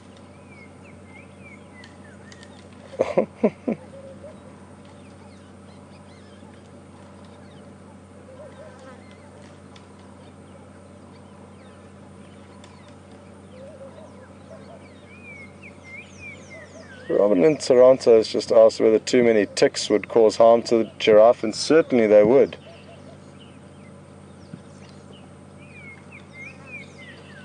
Without the oxpeckers aiding them, they would certainly lose a lot of precious blood to the ticks and ectoparasites, but typically how nature works is that it does have a balance in that any parasites or parasitic relationship would typically not kill the host, because that way it makes it an unsustainable food source.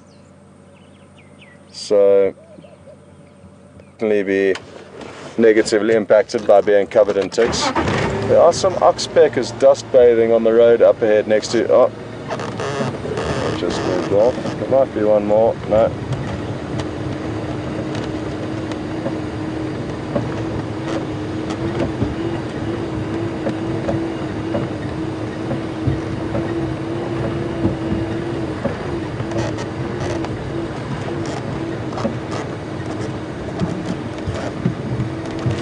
Sorry, VM, could you go again with that, please? The Game Drive channel.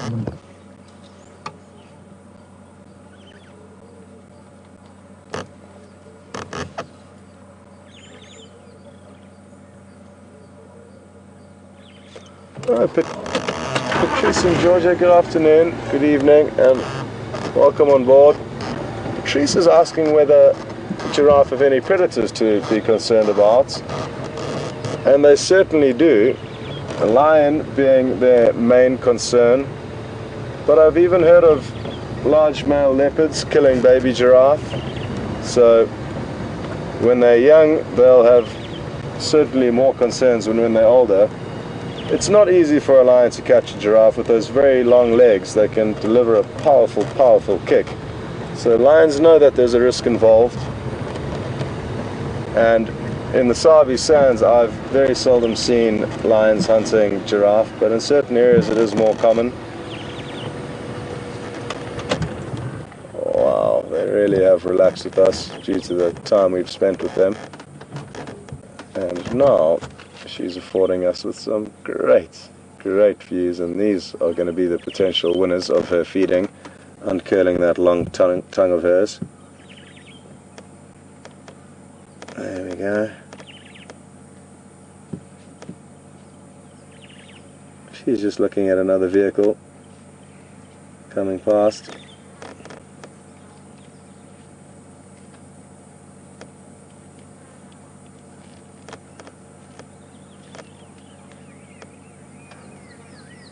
This is a baby knobthorn tree again, a very thorny tree, so all of the trees you see them feeding on are thorny.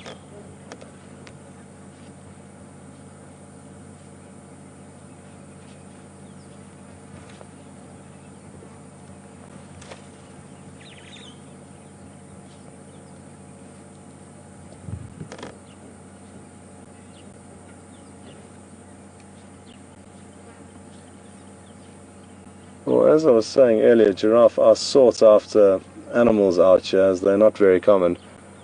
And there are two other vehicles that are now enjoying this with us. Oh, great angle, Brian, look at that.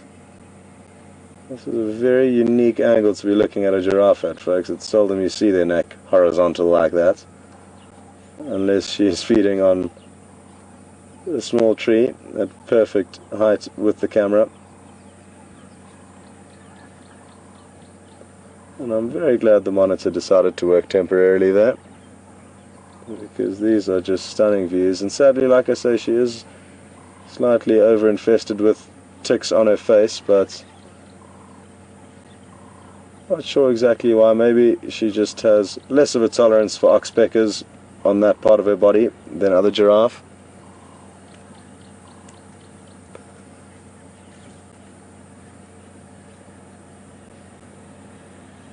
Anyway, from myself, Brian, and the giraffe, we are going to say a temporary goodbye and cut back to Mark and see what he's been up to.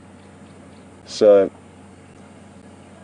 in the next few moments we'll cut back to him and get an update on what he's been up to, and I'm hoping that the next time you come back to myself and Brian, we will be looking at the Birmingham coalition, hopefully with their heads up, planning to do something. If not though, we will find something else to see. So either way, we'll see you later and enjoy what Mark has in store for you.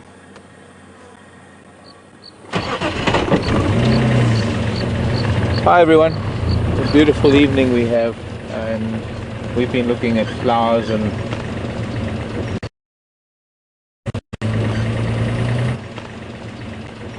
birds,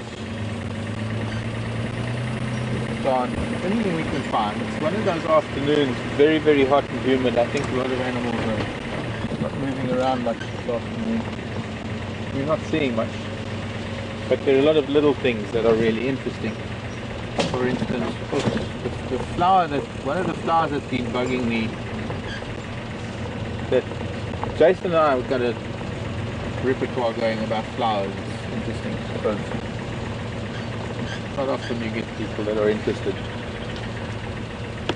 Pea family, Jason said, looks like a sweet pea. You know, I want one, I can't find one. But there will be one. And I've been racking my brains, but we finally decided to stop and pull out the books. And one of the Tephrosia species, it's got a very long leaf that makes me think it's something like Angustifolia or something that alludes to the very thin leaf. But I've got to check, I've got another 2 books to look at for other Tephrosias. It's a very broad family, pea family. Not a single one now. They were everywhere further back. Like I said their name and they all disappeared. Well, now you are spending time with the giraffe, and well, one of the things that Jason and I have been looking for pretty much this morning and the whole of the afternoon, the giraffe tracks somewhere coming onto Western Gowrie. I'm glad that you did find that. I'm glad that you spent some time with Twiga, or Lamiti as we call it. It means head above the tree, or reaching above the tree.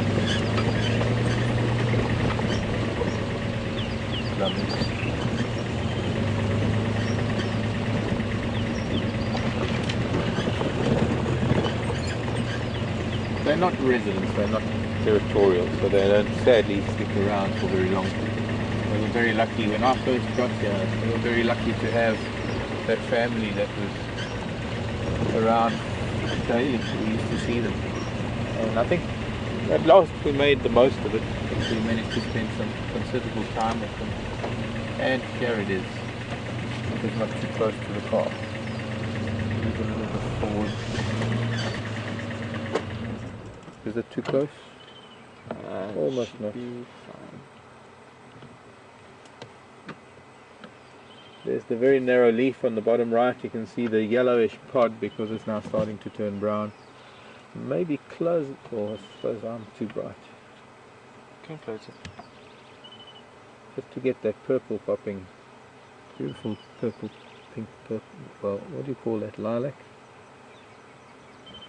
Purple pea-shaped flower and pod. That is one of the Tephrosia species.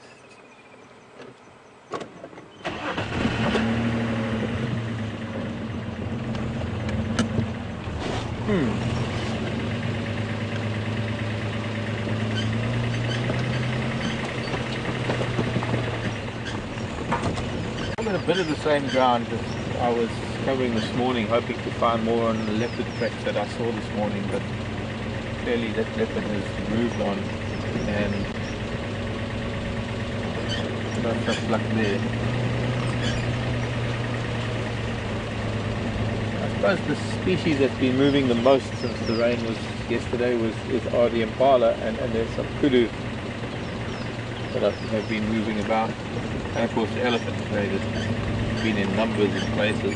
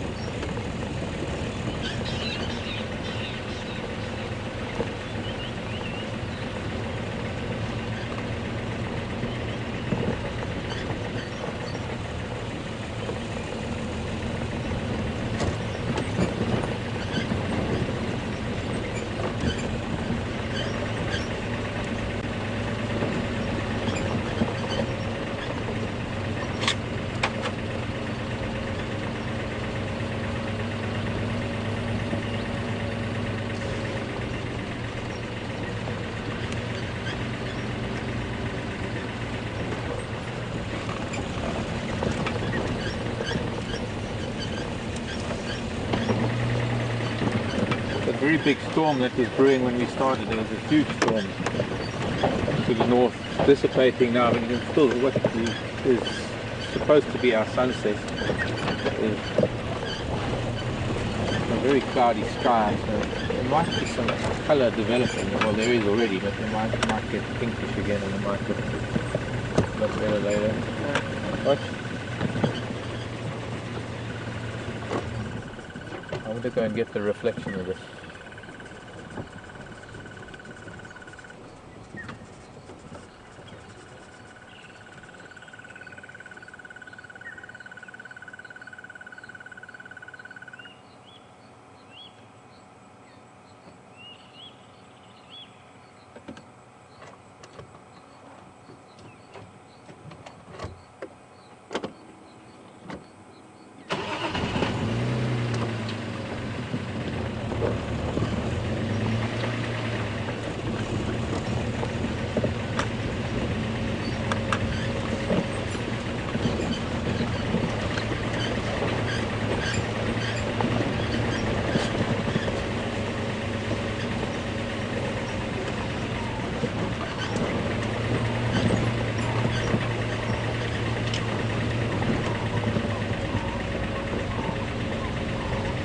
Sure, Scott's got something that's maybe better than what I've got right now, so let's see what Scott's got to offer. I'm on my way to Buffalo Dam, maybe if I can find something. See you in a little bit.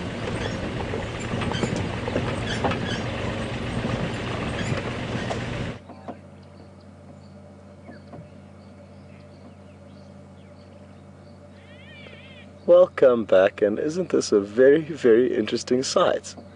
There's a massive vulture and a tiny little Burchell starling sitting next to one another. And let's see what happens. The starling's got closest now than ever before, and it's wanting to give it a little peck, it looks like. So you can see the vulture's dangling its neck down to get to eye level. And this just really is a beautiful sight. This looks like it could be an adult vulture, so possibly the parent of the youngster that we saw not too far away from here. Or maybe this one is also a youngster, but just slightly younger than, or slightly older than the other one. There are a few vultures' nests in this area, and I think we're going to be spoilt with a vulture coming in and landing in the same tree if we're very lucky. So Brian, just keep an eye to the right of these trees. It might pop over at any second, and then you can make your decision. But it must have landed somewhere between us and where it was flying from, so it's no longer on the way to us, but it was flying directly to us. Oh! This vulture looks like it may be attempting a flight, and it doesn't look like it is very comfortable on that branch. And like I say, it could also be a youngster. It doesn't look although it does also have that very pale, creamy coloured head. Certainly not as young looking as the other one, but I think it is also indeed a youngster.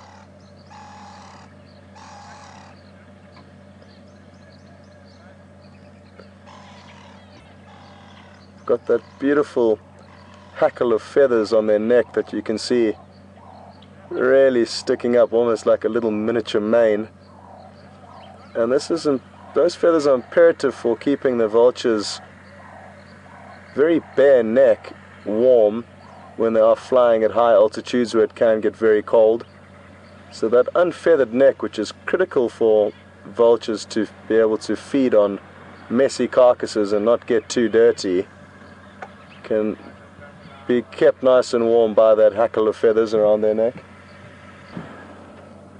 Now, I've just got a message through on the radio, and I'm going to tell you because there's no point in hiding anything from you, but it sounds like the Birmingham boys have now got an eye on those giraffe that we were watching earlier. But sadly, as I did mention previously, other vehicles are in that sighting, and therefore there's no space for us to go and join in that action. But that is how it goes out here, and it is a reality of safari. And sometimes you find yourself in the right place at the right time, and sometimes you don't. Sadly for us now, we are nearby, but not lucky. So, it is what it is, and due to that, I think I may head out of this area, because in all likelihood those vehicles are not going to go anywhere, and hopefully we might get more lucky with the two lioness.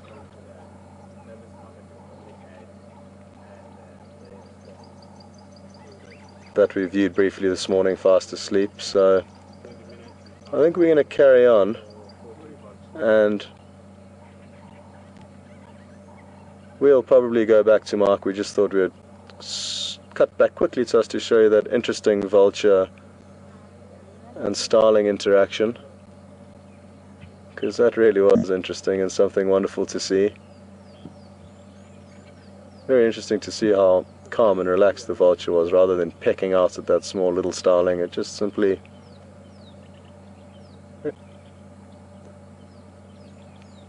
Well, like I say, let's cut across back to Mark. We'll stay on this vulture until you cut across to Mark.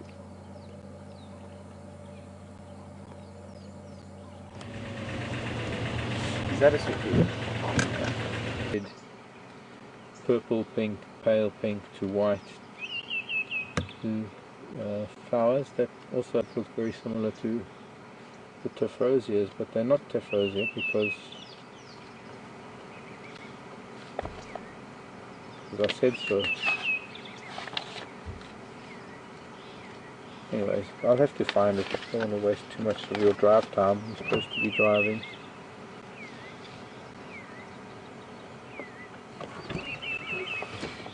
We're about to get to Biffles Dam, and maybe there's something there. And maybe there's even a nice glow in the water.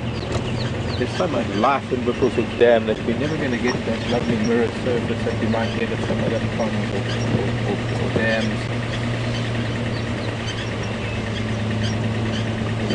Species that occur in there have been there for decades. It's a beautiful glow. I've got to catch that just before, because we might lose it. Above that little silver wattle, African wattle. Oh, too close. Oh, there, that's nice. Yeah. But there's a vervet monkey in front of us. There's a family, and they're standing up to look into the grass. Obviously have a sleeping tree down here. Oh, there's one rushing through. Maybe more of the troop. Oh. I can see some in their cases at the back there. These are possibly their sleeping trees, or one of their sleeping trees, where they're going to be settling down for the night. There. He's watching down Nala Road North, also looking at that beautiful sky. I think that's what he's doing.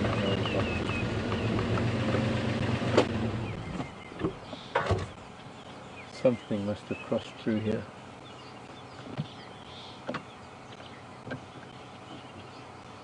Look how intense that orange is now getting. Where do we put the camera? Well, there's quite an intense blue. Yes, the blue. The blue that signifies he's the alpha male of the troop. Females and babies are way off to our right. All of them in the same tree. I think he's being vigilant. He's being a very typical alpha male and looking out for his troop, making sure that. But there's something must have gone down, unless it's just the sunset that he's interested in. But he's looking on the road.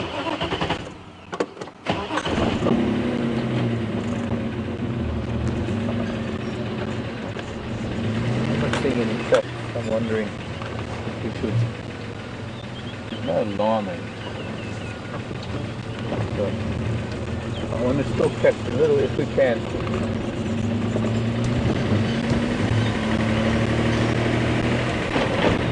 Did you get this? Not entirely, can you repeat it? Iris rather than ND. Okay.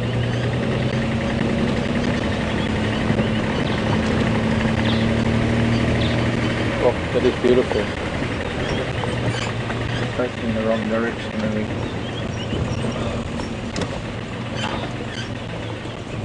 Oh, we might catch it a little.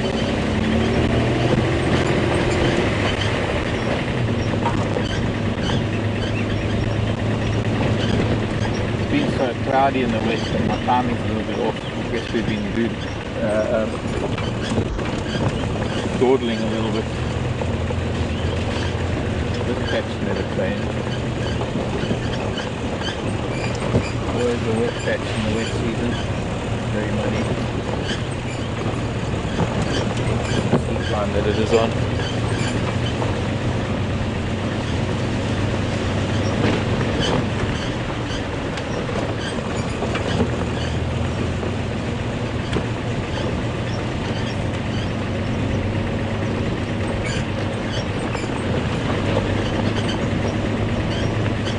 Line, but I think it's an old mud. Spur, sorry. Sure.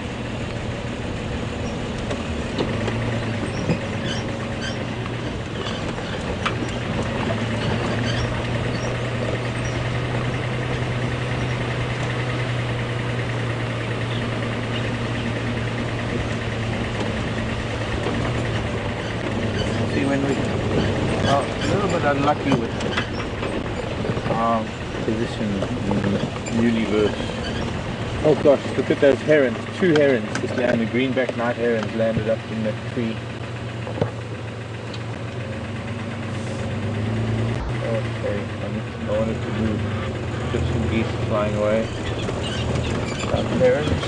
And we'll try and get to see. The one is at the back of this dead tree. The other one hopefully not going to fly just yet. But I'm trying to still catch. There's one calling. Now the other one's going to fly off as soon as we get it, but there's a beautiful shot. A bird we don't often see. I think it's a greenback. Any help from my friends? It's a bit silhouetted for me. Yeah, looks like it. And the Heimerkopf flying over the dam. But we need to get see something. Oh, another thing. Sorry, heron. Really sorry. Catch you down at the water shortly. They're going to land down there. Looks like it's a pair.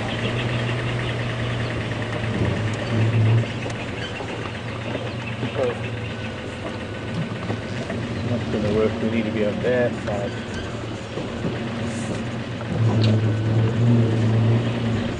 From that peninsula. But that's still, that is my sunset for this day, the 5th of January 2015,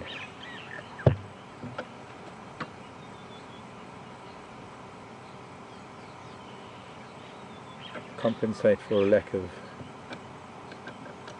large, furry, clawed teeth and you know what I mean, those big things that we're looking for all day, whether they're tooth and claw or hoof and horn. Not many of them been out this evening, so thank you for joining me on such a lovely afternoon. Been very peaceful, and we'll see you first thing tomorrow morning. Have a wonderful weekend, and do join us again.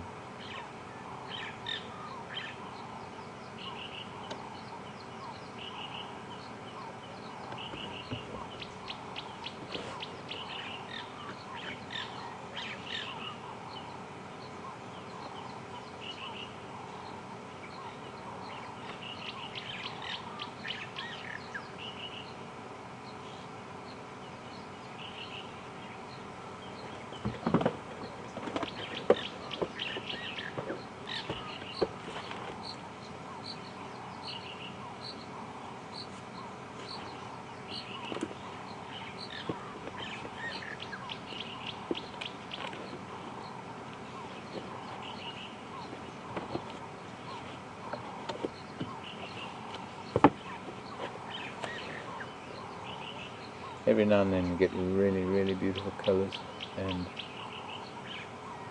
it's one of those days.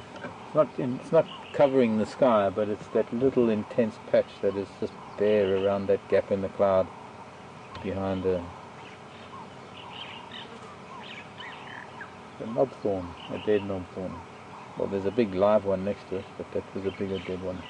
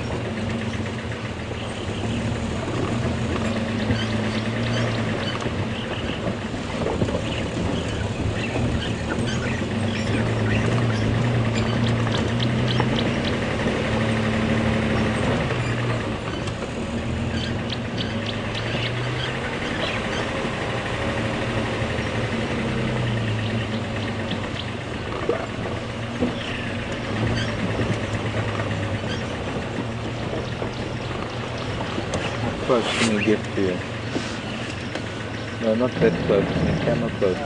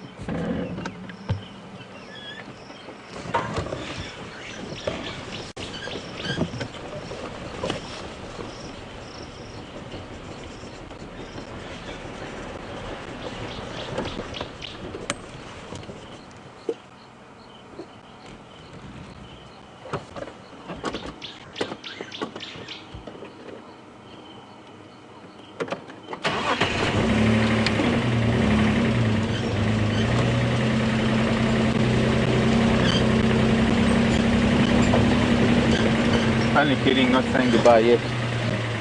I just thought I'd leave you with a really peaceful moment before I open my mouth again. What did I just see growing here? I don't know if I'll like them, but I thought I saw something that was just dead leaves. You never know when dead leaves or dead leaves or dead leaves or chameleons or insects or praying mantises or any host of creatures. Hello, starling.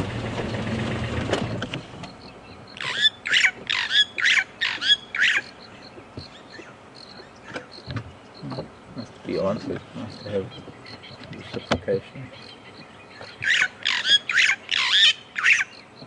Indeed, I know. I also thought it wasn't coming, but it flew over to the north and the west. Just talking about the rain.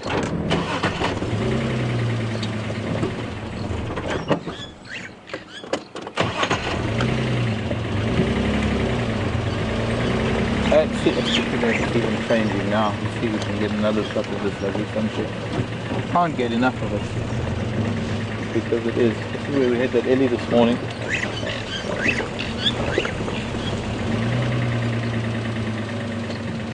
Changing every second.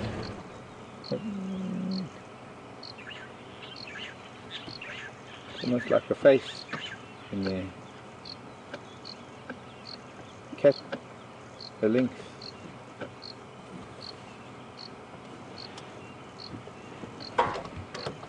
Fox.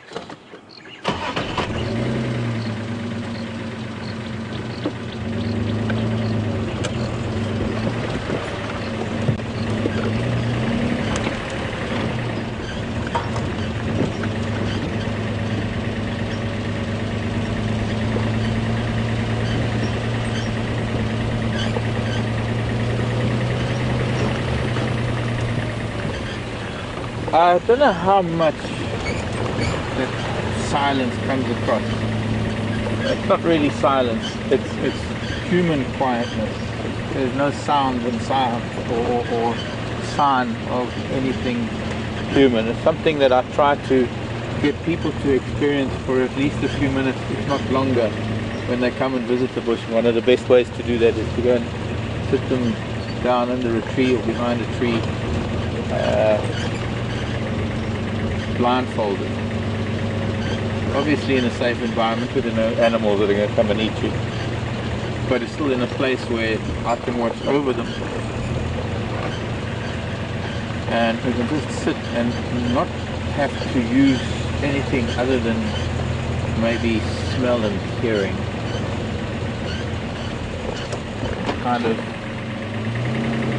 sensory overload that you can get from actually being in a place, coming from anywhere, almost anywhere else in the world, to be in a place where you will not hear a single mechanical or human-made sound, that every single 360 degree stereophonic nature. And you might only have one bird calling, or you might not have any, or you might have such a cacophony of sound that it's hard to think and it's hard to concentrate. But at some point it will be the noise of the silence. It will be that which you most probably take note of. Sitting somewhere in the bush and just reconnecting to something that you might have lost the connection with or might never have even had it. But I don't think there's any human on earth that will never feel that connection, having a few moments of silence. And I can only try and bring you that. Oh my word, look at that sun. See, even more so now, if we can only just get to see it. Just popping out underneath the cloud. I need to get back.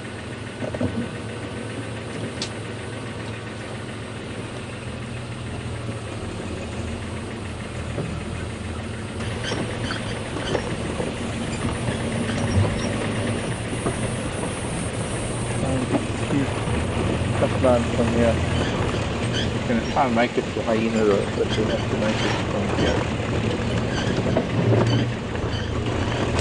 3 minutes we'll have to go over because we've got to see the sunset. And Scott has also got something for everybody to see. So we'll be going to see what Scott has got shortly. As soon as I can just get past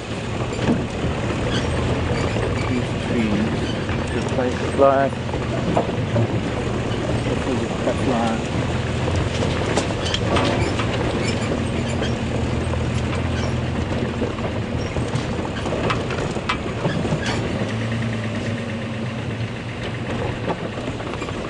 It's one of the bumpiest places we could be, but it's important. Very, we can only get to see it.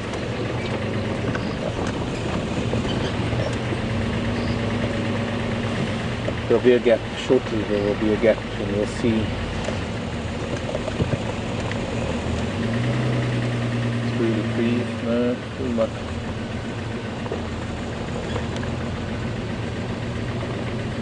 I'm waiting for Scott. Scott's going to say goodbye because he's way over Arathusa for you.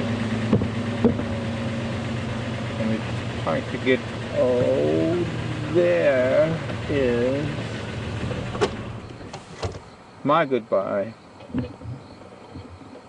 Jason. And yeah, so from Jason, myself here on Jigger. We'll see you tomorrow morning, everybody. Love you lots. Bye bye. Very lucky, and there's been a little opening in the sighting, so we've managed to sneak back in. And as you'll see shortly, the lines are up and about. There may be something moving off to the west end and looking across there. We're not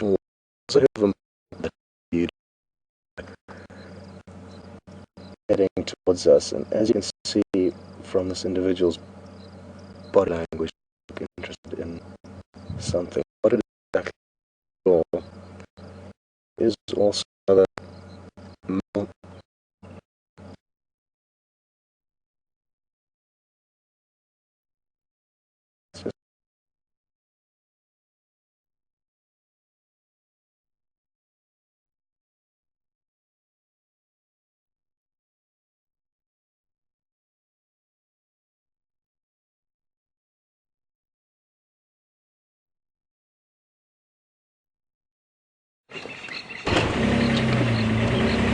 Now I understand it.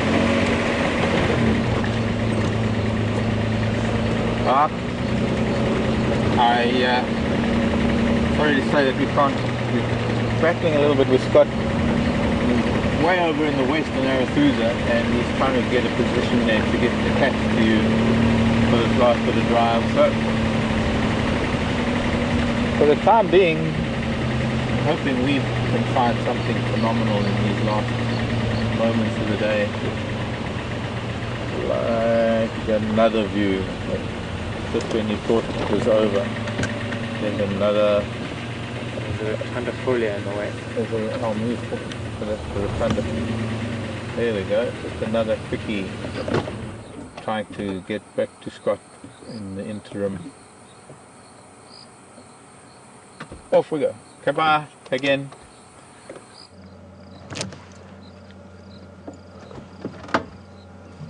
Welcome back. We've just repositioned the vehicle again just a few meters, and that evidently makes a huge difference with the signal, so that's good news for now. And we now have a great view of these animals. Very different to how we saw them earlier when they were completely flat. At least now they have their heads up and we can see their developing manes coming through.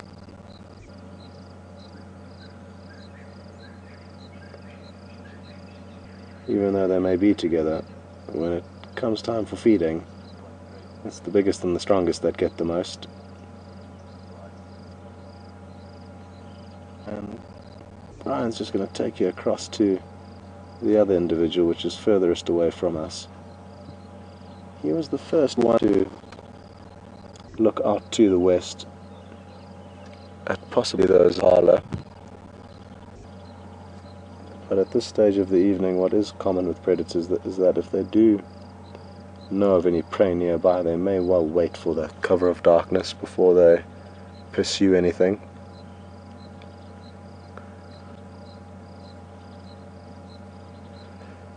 Another thing to bear in mind is that if they were looking at impala, they know that impala are very quick and nimble and not really suited to big, rough male lions like this that would be more suited to tackling prey like a buffalo that's slower and easier to latch onto, but certainly a lot harder to actually dispatch. But that is what they have been feeding on mainly.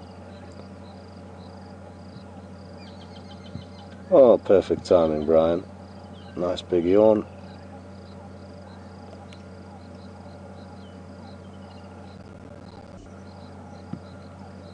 And interesting, these lion appear to enjoy the spots. It's, I think, the second or third time that I've seen them in the same area, so they do have slight habits and trends that do help us in locating them. And this appears to be one of those spots that they do like to hang out.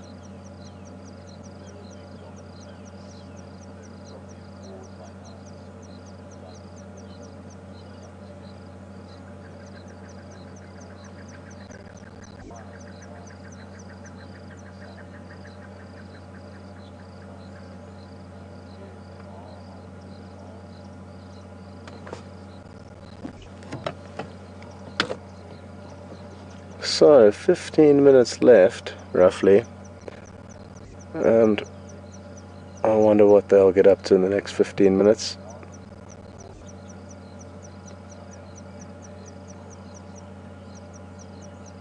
Also, just to give you an update on the giraffe that were nearby, I think the lions were simply looking at the giraffe from a distance and didn't actually pursue them, and no major action was missed, thankfully.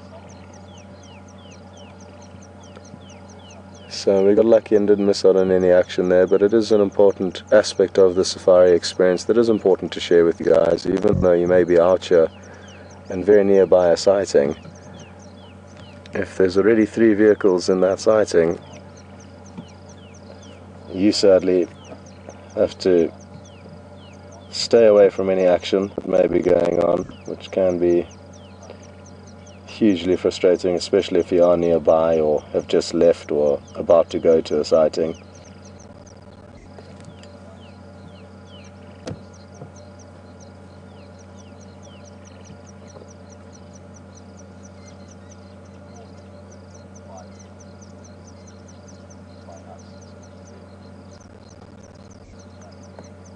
But everything does happen for a reason, and myself and Brian, while we were waiting for a space to come in here, were chatting about that interesting vulture and starling sighting. It really was awesome. Brian actually said that possibly the starling was trying to support the vulture and say, come on, you can fly, you can do it, trying to egg it on, which is a very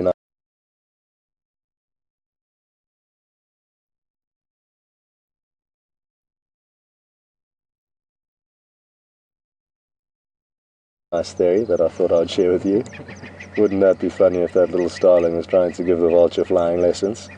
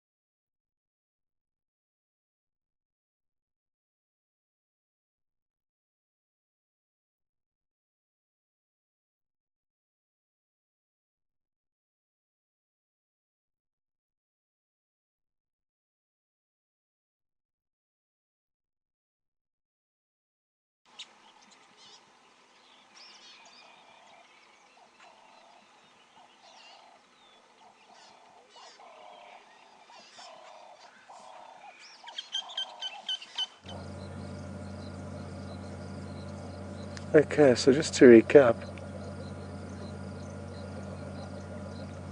A wonderful big yawn there. And back to Sandra's question, I'm not sure how much of my answer transmitted, but particularly yes, the fifth and smallest member of this coalition may have been killed, but it's not confirmed. And what is also very likely is that he simply got split up in the chaos, and these boys, I believe, were running at high speed to get away from the big males, so it potentially just lost track of them, and now may be too concerned to vocalize in order to try and contact his coalition, due to the fact that his vocalizations might be heard by the bigger coalition that are looking to discipline and get rid of these boys. So, hard to tell. Evening. Cheers.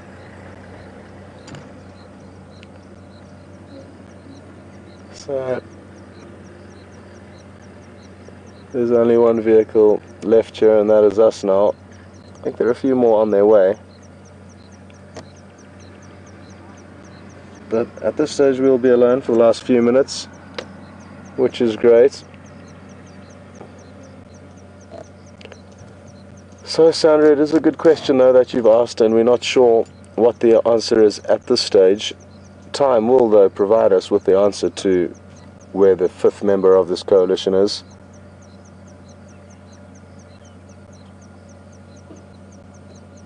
And the coming months certainly are going to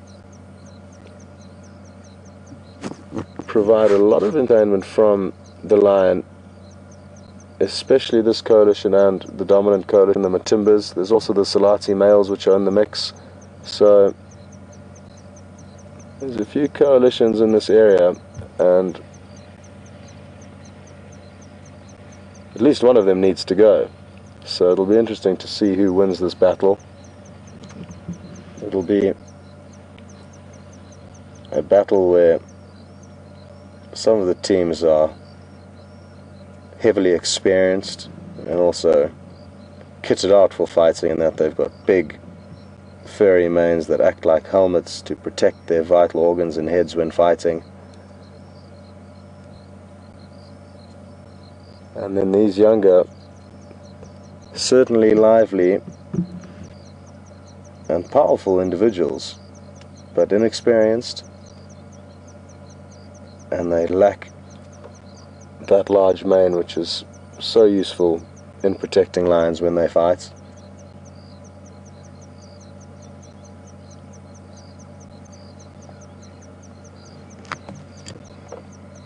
This evening, though, I don't think we're going to be seeing any of that, but in the coming weeks, like I say, anything could happen, and it would be an incredible spectacle to behold, to see male lions fighting. I've never seen it. I've seen one male chasing, or one male being chased by a coalition of 4 males once, but no contact was ever made. That was really exciting though. They were all vocalizing loudly as they were running, the 4 males, as they were running after the one individual.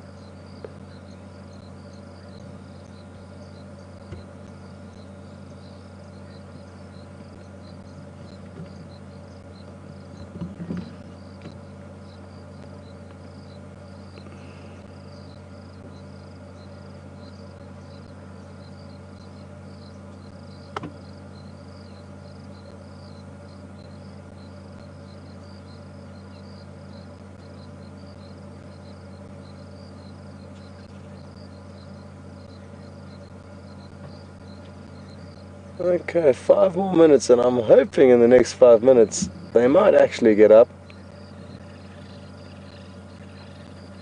There's a few more showing signs of life. They appear to be hearing some form of audio to the east that is distracting them from their snooze. Hard to tell what it is. It just could be animals' alarm calling, other lions vocalizing. But they are slowly by slowly showing to are starting to show more signs of life. There we go. Okay.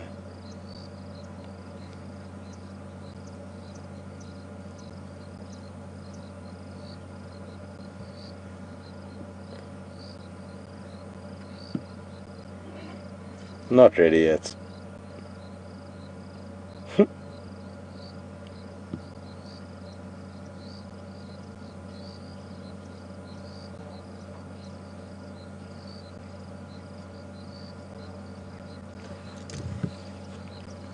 Copy that, thank you, sir.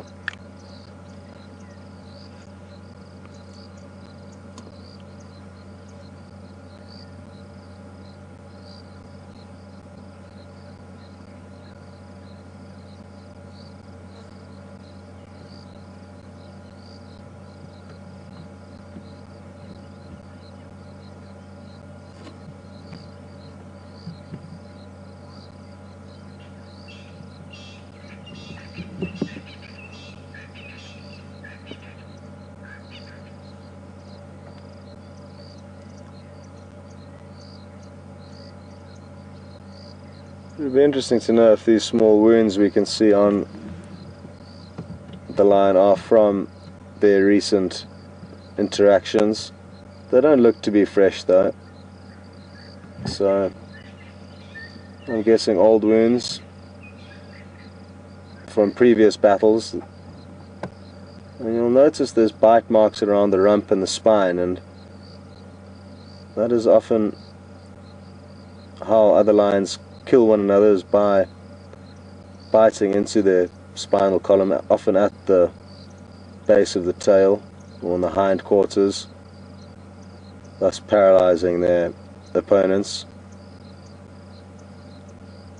I know with some of the previous coalition called the Mapojos, before they were ousted by a coalition called the Majingilans, the one Mapocho did have his back broken, and it was terrible to see, because one lion with a broken back trying to fight against another four made for some pretty hardcore footage, and it was filmed in the south of the Sabi Sands. So that spinal bite is often one that they try and execute in order to dispatch their opponents. And folks, there's just a minute and a half left. It doesn't look like they're going to be in position to see anything, if anything did unfold. And had a wonderful afternoon out here. I hope you've enjoyed it. It was a really exciting start with a brief glimpse that myself and Brian got of the black mamba. I'm sorry we couldn't share that with you, but we will continue to try. And a big thank you to Brian, who does a great job on camera, and his ninja is signing out. And from VM and Control, and from Mark and Jason on the other vehicle, a big thank you for following us. And tomorrow morning it'll be the two of us out again, and really looking forward to it.